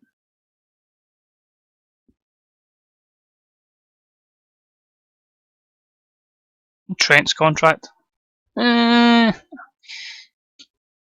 something I always felt should have been a lot bigger than he is. Just, Oh my god. Never mind the best friends. Chris Cage and get the Dudbusters. I'll hold off for a bit, but I think we will likely re-sign him. Before we go and book this episode of Monday Night Dynamite, let's go to a creative meeting. I've not really done that. So we'll see our franchise players. Who, if you say All Elite Wrestling, this is the 5 people you associate with the brand. CM Punk, Chris Jericho, Jon Moxley, Penta L0M, and El Generico. These are the next big things. These are the peoples that could basically have the company built around them, and that is Demi Bennett, El Lindemann, and Pete Dunne. Hot prospects, maybe not quite at the same level, but you've got Sadie Gibbs, El Lindemann, Demi Bennett, El Soberano Jr., and Priscilla Kelly. Best promo workers, CM Punk, Jericho, Moxley, Penta, and Steen. Showstoppers, CM Punk, Kenny Omega, El Generico, Penta, L0, and Moxley. This save is really impressed by CM Punk, but I would believe that's so showstoppers, right? I'll let him off. As long as CM Punk doesn't lead ring gent, really. I'd say Kenny's ahead of Punk by quite a considerable margin, but that's just me. But in actual wrestling, Generico, Punk, Pac, Kenny, and Moxley. For wave of overness, it's Kenny, Moxley, Page, Penta L0, and Kenta. On the decline negative, not getting a push at all, Sean Spears, B. Priestley, Nick Jackson, Joey Janela, Scorpio Sky. The time decline is hitting the likes of Emi Sakura, Chris Jericho, Claudio Castagnoli, Sema, and Christopher Daniels. Every time always gets me with Castagnoli, or Cesaro, it's gotten. And hidden gems from around the world of professional wrestling they believe should be signing with All Elite Wrestling. Talia Madison, the former Velvet Sky, Dalton Castle, Bill Morrissey, the former Big Cass, Ethan Page, and Chris Sabin. Chris Sabin is extremely likely to pop up at one point, provided I can actually scroll down because his name's actually there. He will be retired in this because he is retired in real life, but if there's demand for it and I can find space for them, I will use the. He's only in a hiatus. We are bringing the guns in at one point. Damn right, I fucking love the motor shit machine guns. When I watched TNA, they were two of my favourites. They were really, really good. Just so entertaining.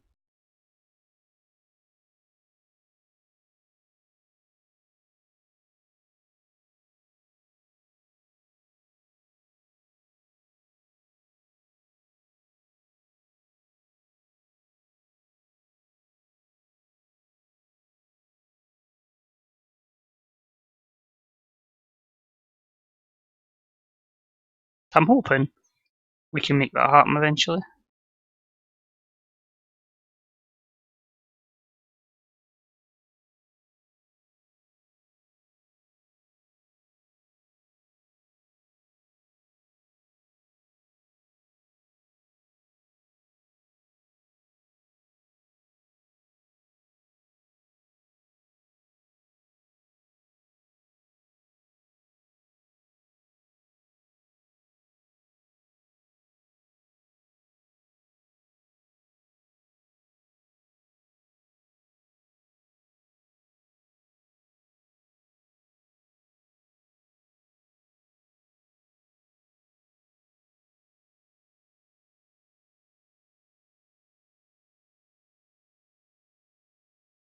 So, let's crack on.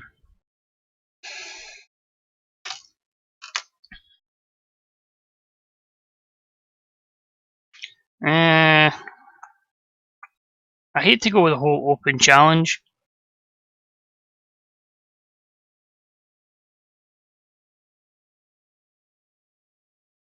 And I hate to go with this kind of feud with no real build up. But you're damn right, I'm having CM Punk accept a challenge from Penta.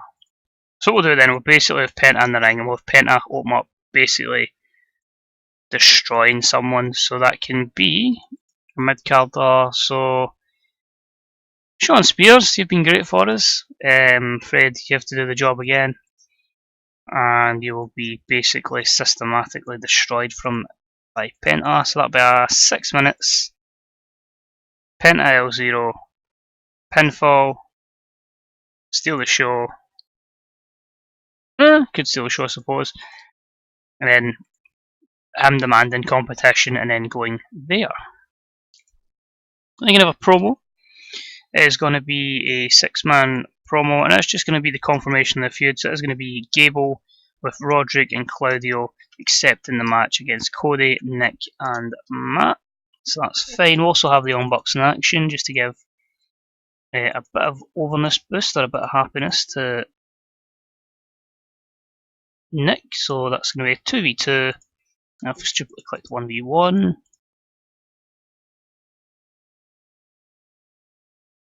2v2, and that is going to be the Young Bucks in action. Mind the Wolves, I already will stop using them. They'll be in action against Angelico and Jack Evans, who I've not really used this year, which is quite disappointing. 10-minute match, and we'll have Matt Jackson pick up the win over Jack Evans because for some reason I just keep protecting Angelico. So that will be in there. I'm also going to put in a women's match. I believe we need to try and at least get Kylie Ray some momentum behind her. Although she's got the one win there, she is only sitting at minor positive, so she'll be in action as she takes on the Priestley. That'll be a 5-minute match in the women's division. Kylie Ray picking up the win. Pinfall and storytelling. That's fine. That's fine. That's fine. That's fine. I'll put that in there. Nope, another goal for Germany. 5-0.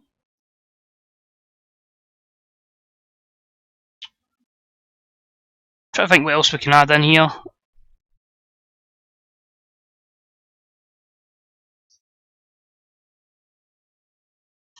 Kevin Steen and El Generico will have a contract signing with Mick Foley. I can get 7 minutes worth of time. Mick doesn't want to be there. That's cool, cool, cool. Our main event match is going to be a 3 versus 3. we are going to see some big hitters and big names in this one. It is going to be CM Punk teaming with Jon Moxley and Jay Lethal, and they're going to face the team of Chris Jericho, Rey Fenix, and Sami Callihan. Because there's some people who just can't debut on television just yet. So that's going to be 14 minutes with Jon Moxley pinning Chris Jericho in the main event. So that's fine. 5 minutes left of the show as well. So I would like to have just a small angle. And it is going to be a post-match 2-on-1 assault. And it is going to be Kaylee Ray getting beaten up by Demi Bennett and Lexi. So the Bullies are in. They kick her butt, and that's a 5-minute segment. So that is your go-home show. So just want to confirm that somehow with those 8 segments in the show, we are looking forward to this card for, I can't remember what we call the event, Path to Greatness. So we are going to see for the All Elite Wrestling Championship, Chris Jericho versus Jon Moxley. We're going to have Cody team up with the Young Bucks to take on Claudio Castagnoli, Gable, and Roderick Strong. We're going to see El Generico take on Kevin Steen. We're going to see a junior heavyweight match. I'll probably just put 5 juniors in and go who I think should win. We're going to see the Women's Championship on the line as Lexi defends against Kaylee Ray. We're going to see Kevin Steen. Sorry, I've already said that. We're going to see Kenny Omega. The KO confused me. Taking on Sami Callihan for the Dream Championship. And of course, CM Punk will take on Penta in one of our main matches of the evening. And you think that people are still not even on the show yet. You've got Adam Cole, we've got Miro, just to name 2 of about 9 million other WWE talents that haven't made this pay-per-view. We are going to be in the Southwest. I want to get a strong show and a strong crowd before the event, so we will look to try and get close to 5,000 fans in attendance. And we will be at the a little bit of gymnasium, that sounds a bit meh. Let's go sold out at the Levi Center in Santa Clara, California. So we go, this is the final episode before Path to Greatness. So sold out, 4,500. Yep. And good start there, decent matchup. Penta defeats Shawn Spears in 5:33. A very good B-71. Got the show off their strong start because the crowd buzzing, but overall just very, very good. So happy with that. That's what you'll love to see.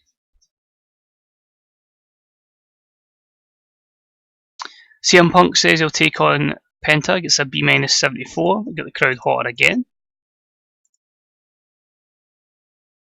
And an E plus 30 as Kylie defeats B Priestley. It did kill the crowd a little bit. Killed it a little bit, but overall she's building her up with momentum. And it cooled the crowd a little bit as she got beat up by Lexi and Debbie. So maybe we should have had it the other way around in terms of the Punk stuff after this. But the crowd got hotter when the Young Bucks with the Meltzer driver defeated Los Guerreros del Cielo in C65 rated match. So gaining some momentum there. I find it mad when we're basically protecting Angelico, but he's the one that's far less in terms of in-ring performance. The promo from Gable, Strong, and Castagnoli was a C-56. It got the crowd hotter. Claudio struggled off script, but everyone else done well. You can tell that with these 3, it's probably best just letting them wrestle rather than promos and overness stuff. But yeah, it's still okay. And then Mick Foley done a masterful job improvising, though I said improving. But improvising his interactions with the crowd as they have the Steen, Jenna and Enrico contract signing for this matchup, C63. And your main event was a B78 as a great wrestling match with good heat. Saw CM Punk, Jon Moxley and Jay Lethal defeat Jericho, Callihan and Rey Fenix, when Moxley defeated Jericho in the main event. Jericho only with a 71 there. You can see there the 2 main guys, Jon Moxley and CM Punk. A few skill improvements for Moxley, and it ends the show B-72. Again, Canada and the US are the 2 places we continue to improve on, and long may that continue. But this is it, the run up to our pay-per-view for February, Path to Greatness. and hopefully it is a path to what can be a very, very successful company down the line.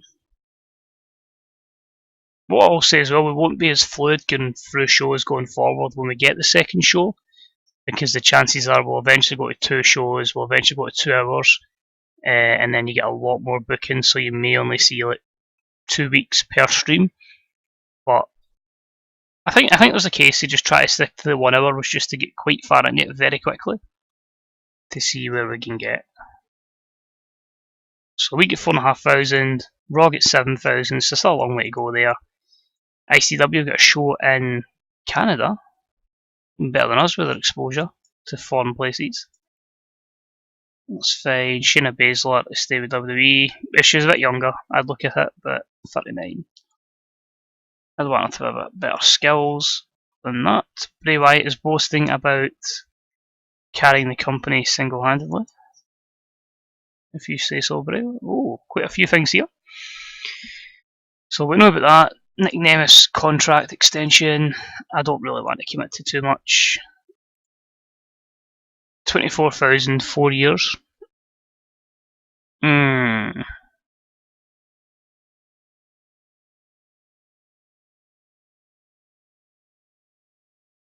See, we want to take a 21,000 4-year deal because we're not adding in a non-compete clause. I am more than happy to give you that though. Just purely in his overness, and then I'll just job him out and put people over. That's fine, that's fine. Oh, so close to the 1 rating, a 0.99. We're getting there. And both fans, Penta likes Angelico, Roderick doesn't. How's the locker room looking now, by the way? Because we have a lot of people and a lot of pissed off people as well. 100%. That's good. So basically, the push for Chris Daniels has certainly helped in giving him the title, because he obviously was an unhappy locker room leader. It's just mad the people I could debut at this next event, but again, it's trying to fit them all in.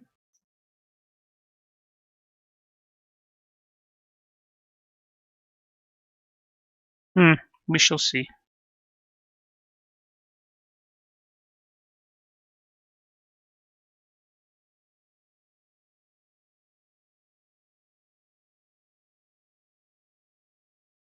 Even if it's just like an appearance on screen, you never know.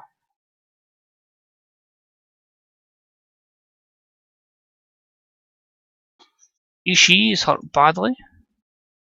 Johnny Saint retires. Impact looking to give a new contract to Brandon Tall. Shayna Baszler extending with WWE, that's fine, we expected that. That's cool, it's an exclusive deal.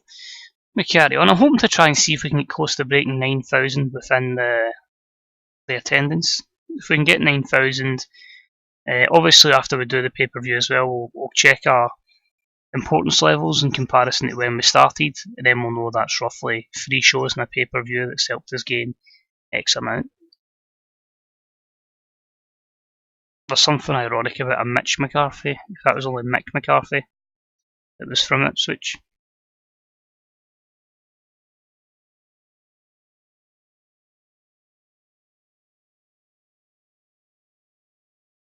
Oh my word, those pop vinyls I must have, oh my god. Simpsons Treehouse of Horror and it's Kang and Codis. Oh my god, yes. That's the first ones, although I still need to try and get the Homer one. Went to go and buy it and it was out of stock. When I eventually went to, would have had the time to actually get it delivered. So, let me keep an eye on that. Cheap plug if you do like the pop vinyls. Check out my Instagram, same name. There's a lot of pop vinyls.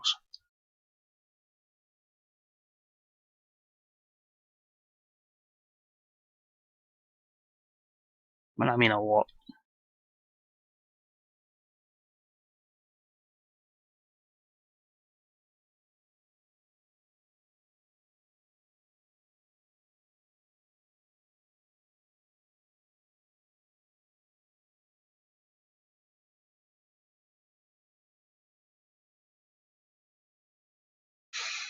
We've got here Tony Salazar re-signing, Orange Cassidy leaving, Jungle Boy leaving, Beth Phoenix new contract with WWE as a semi-active wrestler, fair enough. or call up, sorry, not new contract, that's my bad. A couple of contract extensions there around the world, but yeah, nothing overly great. I do think Jungle Boy we will definitely see back. Again, that's just a case of waiting to get developmental and then allowing the AEW talents to progress and develop. It's actually worrying that we are down on money this month, but we have tried to book in an area that we don't run in, so that might be part of the problem. And of course, we haven't run a pay-per-view yet, so we certainly won't make the money through pay-per-view sales, but we may do well with our attendance gate, so that will be in the highest possible place.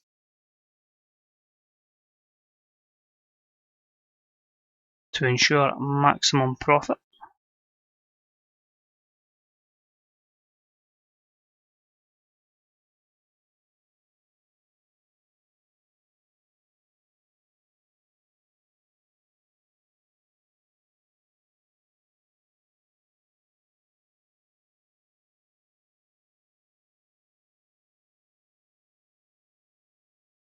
That's a WWE extension rumour, so... Oh, Adam Pearce, it's not Ziggler.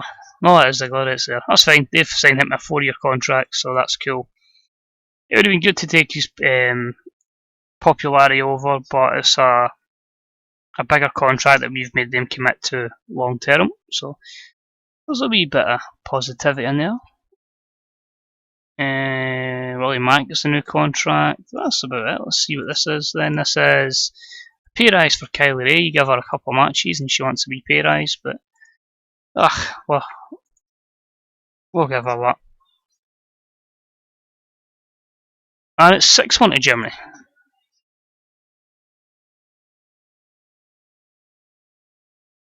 Here we are. This is AEW Path to Greatness 2020. We are going to be broadcasting on the Bright House Network in the US of A. So fair enough, we don't broadcast a pay-per-view in Canada, but as what it is, and an ITV box office in the United Kingdom. So we do lose out on all those Canadian viewers. So people missing from today's show, we can confirm are Heidi Lovelace, Kyle O'Reilly, Mauro Ranallo, and Tommaso Ciampa. And in terms of fatigue, we are struggling with Sima, Flamita, Kenta, Matt Jackson, Pac, and Sami Callihan. Disappointment for Jackson and Callihan because they've got matches tonight, and Matt has a big one. So we'll seek to book that first. So that will be your opener of the evening. Will be the 6-man tag. What a way to start off the show! And it is going to be Cody in action alongside the Young Bucks, and they take on the team of Gable, Claudio Castagnoli, and Roderick Strong.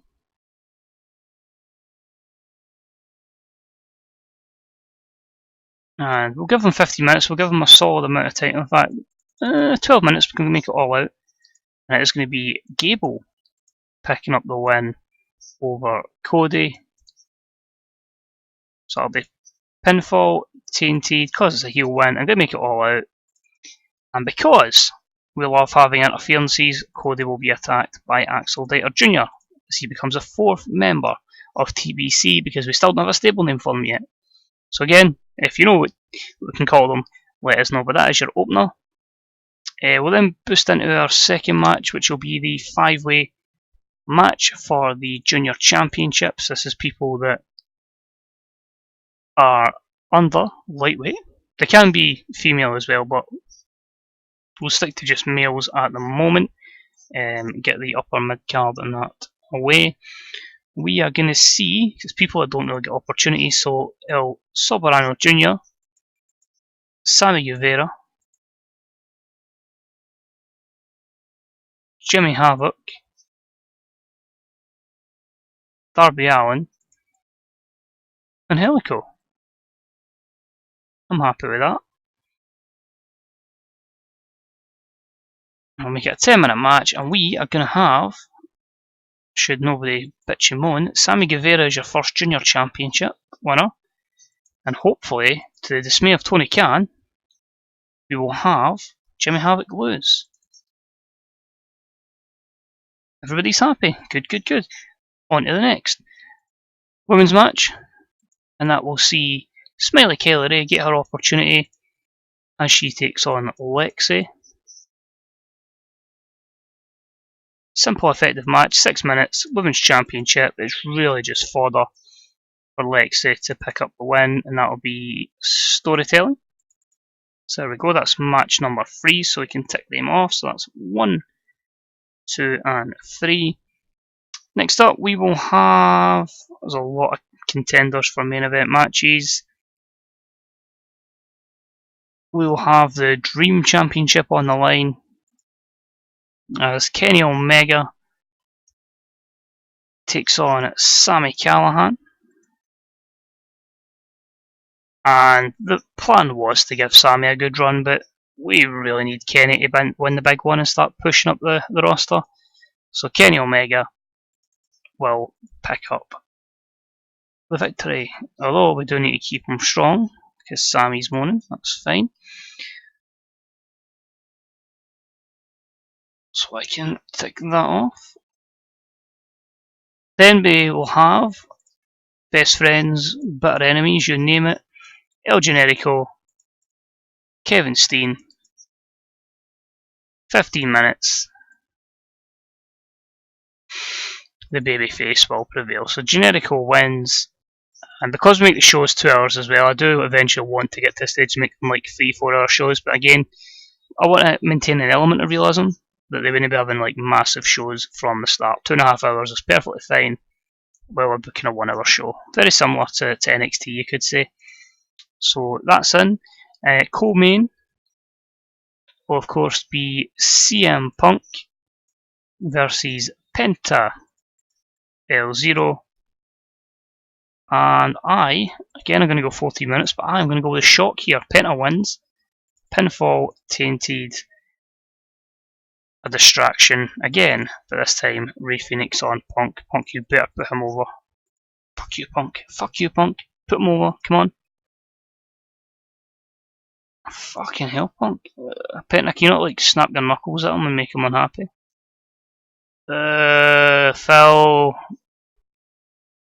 He's extremely unhappy. I'm gonna have to put him over. I can't have him too unhappy. So that has fucked my plans. Punk wins. Move along. We'll build him up another way. Main event, of course, will be Chris Jericho versus Jon Moxley. I kind of want Jericho to win because we've had so many baby faces win, but the plan was Jericho to lose to Moxley. Jericho is going to start going down the card and putting people over. Jon Moxley will be your new AEW heavyweight champion. So Jon Moxley, pinfall win, slow build. What? Jericho was not going to put him over? This is like anti-Chris Jericho. But anyway, Jericho unhappy at booking, was planning to complain, and then Jon Moxley, glaring at him, scares him. So that is your match card. 7 matches. 1, 2, 3, 4, 5, 6, 7. Yep. All perfect. Let's get booking some angles. So, I'm going to have an authority figure, which will be Mick Foley, and he's going to announce the signing of Adam Cole, baby. So that's a happening. That's a thing.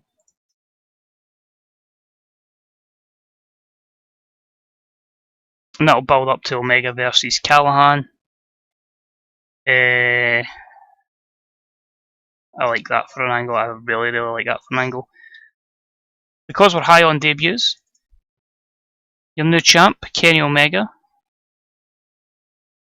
gets his first contender as Miro will come in.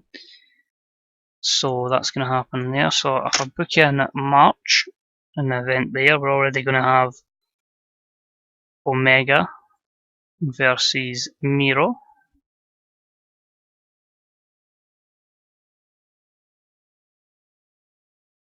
Going to have a promo to start the show, and it is just going to be Cody on his own.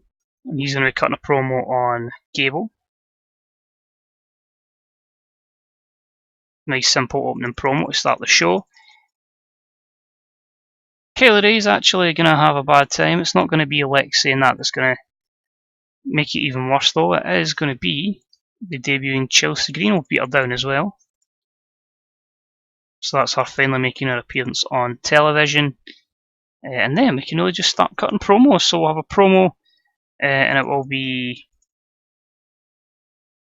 Chris Jericho on Jon Moxley. So going for that cheap high rating. And I'm going to have, because he was a dick, CM Punk get beat down by Penta and Rey Fenix. So that can continue that feud. So still got another 18 minutes to book in here. Going to have a promo. And that promo is going to be Kevin Steen on El Generico, documenting their past, I would say.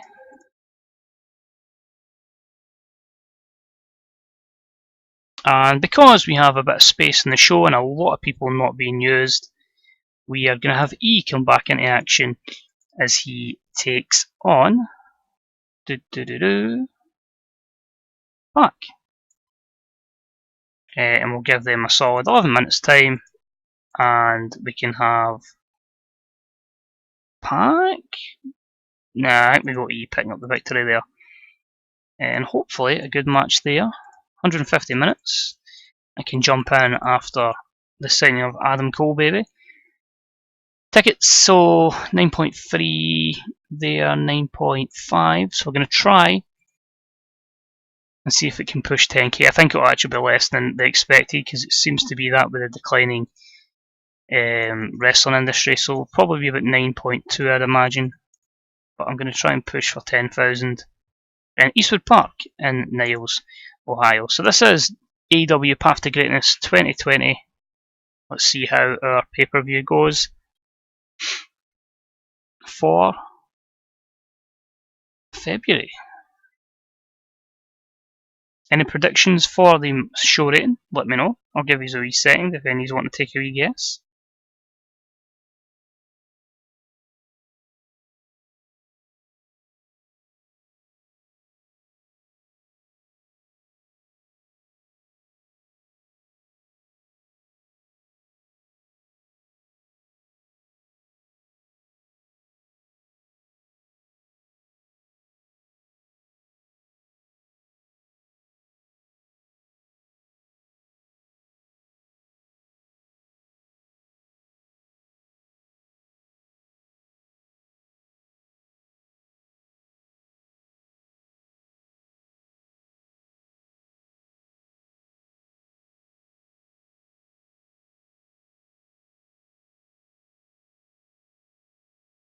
Here we go. This is All Elite Wrestling Path to Greatness.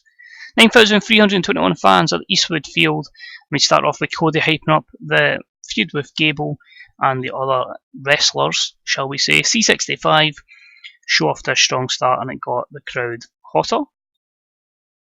That match was okay. C63 could have been a lot better. About that had decent wrestling and didn't have a lot of heat.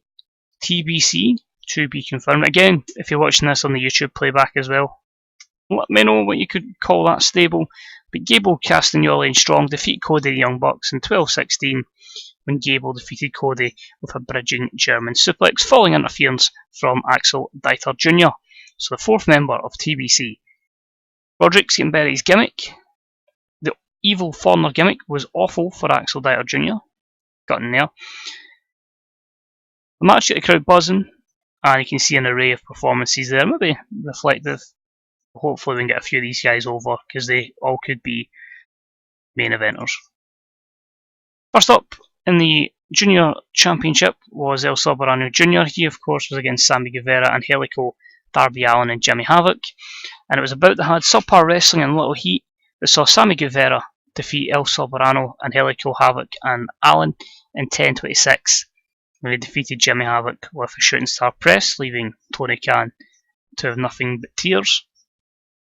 Sammy Guevara is your first ever AEW Junior Champion. So D46, Darby Allin, a weak link. All pretty good performances there. The low to mid 40s with Darby Allin just at 32, but again, just need to give him time to develop. Terrible matchup saw Lexi defeat Kylie Ray in 5:58 with the Sparkle Splash, her fourth women's title defence, a B-39, 27 to 39 rating there, so nothing fantastic. But it does its job, it gives Lexi another challenger in the storytelling match. After the matchup, Chelsea Green decides to beat down Kylie Ray. She debuts her manipulator gimmick, which is above average, so she'll get a strong push, but E-18 there. Probably should change her picture since she's got dark hair now, but as it is. Mick Foley announces that Adam Cole, baby, is a member of All Elite Wrestling, which gets a D46 and got the crowd hotter. In that last minute match, it was E defeating Pac in 10:43 with a big ending. C60, both guys with a 56 performance. Pretty good, pretty standard, pretty happy. Pac fatigued. About had great wrestling. Decent reaction from the crowd. Kenny defeats Sammy in 11:50 with a Croix Raft, meaning that Kenny Omega is your third AEW Dream Champion. C plus 68. Kenny with 77. Sammy with 65. Sammy off his game. Both guys with great chemistry. You have to remember as well, we did have to keep Sammy strong, so that would have had a negative effect on the match, as would have his inconsistency and the fact he was a bit fatigued. But it gives Kenny a championship since we can't give him the main title belt. Thanks Chris Jericho for that one.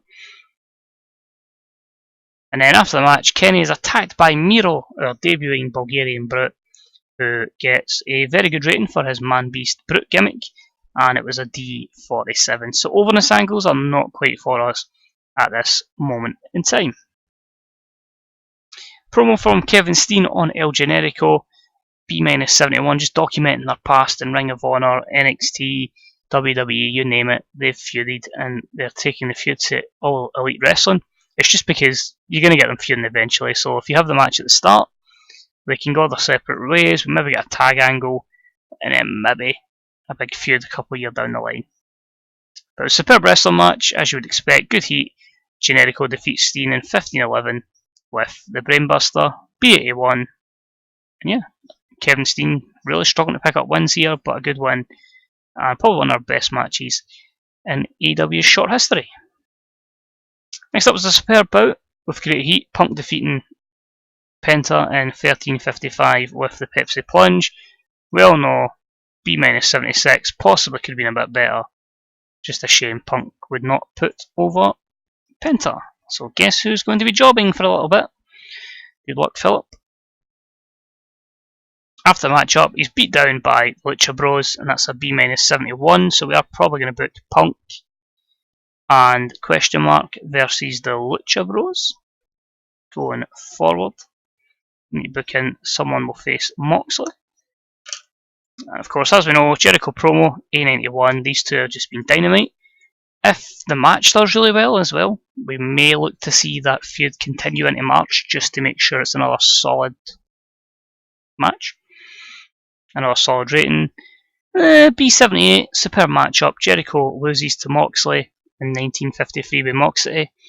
John Moxley's your second ever AEW Heavyweight Champion. 81 for Moxley, 69 for Jericho. Obviously, down here you'll see that Jericho get hampered quite quickly by declining physical ability. So that's why I think dropping him down the card and then eventually saying thanks but no thanks to Chris. But good opening champion, and now it's time for us to enter the John Moxley era. Of course, we increase our pop in 16 regions, so everywhere in the UK and the US that we broadcasted the pay-per-view. And a B79 is good. It shows you, there's a lot we need to work on, but there's a lot of people that are certainly in a good position with the company. So we'll give Moxley, Jericho, and Penta the thumbs up, and we'll say to CM Punk, you're a dick, basically. Moxley's very happy, Jericho's pleased, and Penta's happy. So we'll head back to the main screen. I just want to check a few things and then we'll call it quits. I'll basically continue a day off stream as well, where we'll move to Monday. I just want to really see the difference in size.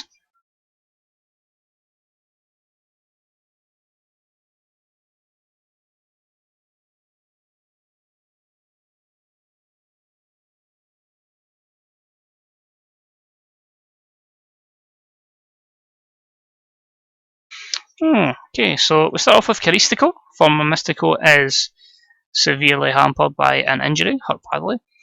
9,321, excellent, really struck gold, that's good to see. Ring of Honor also had an event on. Sami Callihan is pushing himself too much. We probably do need to rest Sami a little bit. Here we go. So Jax needs a break. Sami needs a break. Moxley doesn't like Guevara. How's the buy rate? A 0.111. So our best ever buy rate, and of course it's still quite low, but once we get to a higher company, bigger deals, bigger exposure, and of course being all over the world will certainly improve in that regard. Finances for the moment seem to be a lot of people unhappy as well, which is not great. I'm going to have to start handing out bonuses. But pay-per-view revenue, you can see there straight away is up 40,000, 47,000, in fact, 47,000 for the last event. Ticket sales, we're already going to surpass last month, so if we have two, there's only one more show that's good, we'll be fine there. Workers' costs, that can obviously change, show costs will be about the same. But yeah, fairly positive with that. Hopefully then we should make a bit of profit with much better. You can see pay-per-view revenue going up slowly but surely every month, but that's quite a good jump. Not quite the huge jumps we've had before, but still showing away in a little bit of words are hard. Straight in the right direction, that's what I was looking for. There we go. But good to see as well, ticket sales. Well, we floundered a bit last month. We did drop to a few lesser venues, probably the same this month, but I'm still with good reason for optimism. Still 9th, which is annoying. Prestige momentum roughly about the same. But before we go, the last thing we will check, or two things we're going to check. One is our title prestige. So Kenny's got it at C62. Obviously went Pete Dunne, Callahan, Kenny Omega. Heavyweight's at a B81, so that has gained prestige. 6 Jericho title defences on to Moxley. Junior champion, Sammy Guevara's at E plus 32. A C62 for Daniels and Kazarian. And an E plus 32 for Alexei, who obviously won the title in November from Britt Baker. So, size. So the lowest we have now is a D-. Well, if you don't count Puerto Rico and Hawaii. So to confirm in the States, since the first show we've done today, so basically the start of the month, we're up 1 point in the Great Lakes, 2 in the Mid-Atlantic, 2 in the Mid-South, 1 in the Midwest, 2 in the New England, 1 in the Northwest, 2 in the Southeast, 1 in the Southwest, 2 in the Tri-State, and 1 each in Puerto Rico and Hawaii. So good 1 to 2 points there gained. And I think if we can keep up at this rate, national, we're going to get there soon. So I think hopefully we'll look to go 2 hours soon, and hopefully we'll look to get a second show. I'll just cave in one stream and do it basically. But that's going to be it for this stream in particular. That was a good 2 hours and 10 minutes approximately. So thanks to everyone that tuned in and gave us some feedback and discussion. We will get that Liv Morgan debut at one point. And if you have watched it as well on the YouTube playback, again, thank you for taking the time out to watch. As always, I would keep an eye out on both Twitter and Twitch, and I'll try and put some notifications up on YouTube as well when I'm going to stream with a link, just so people know.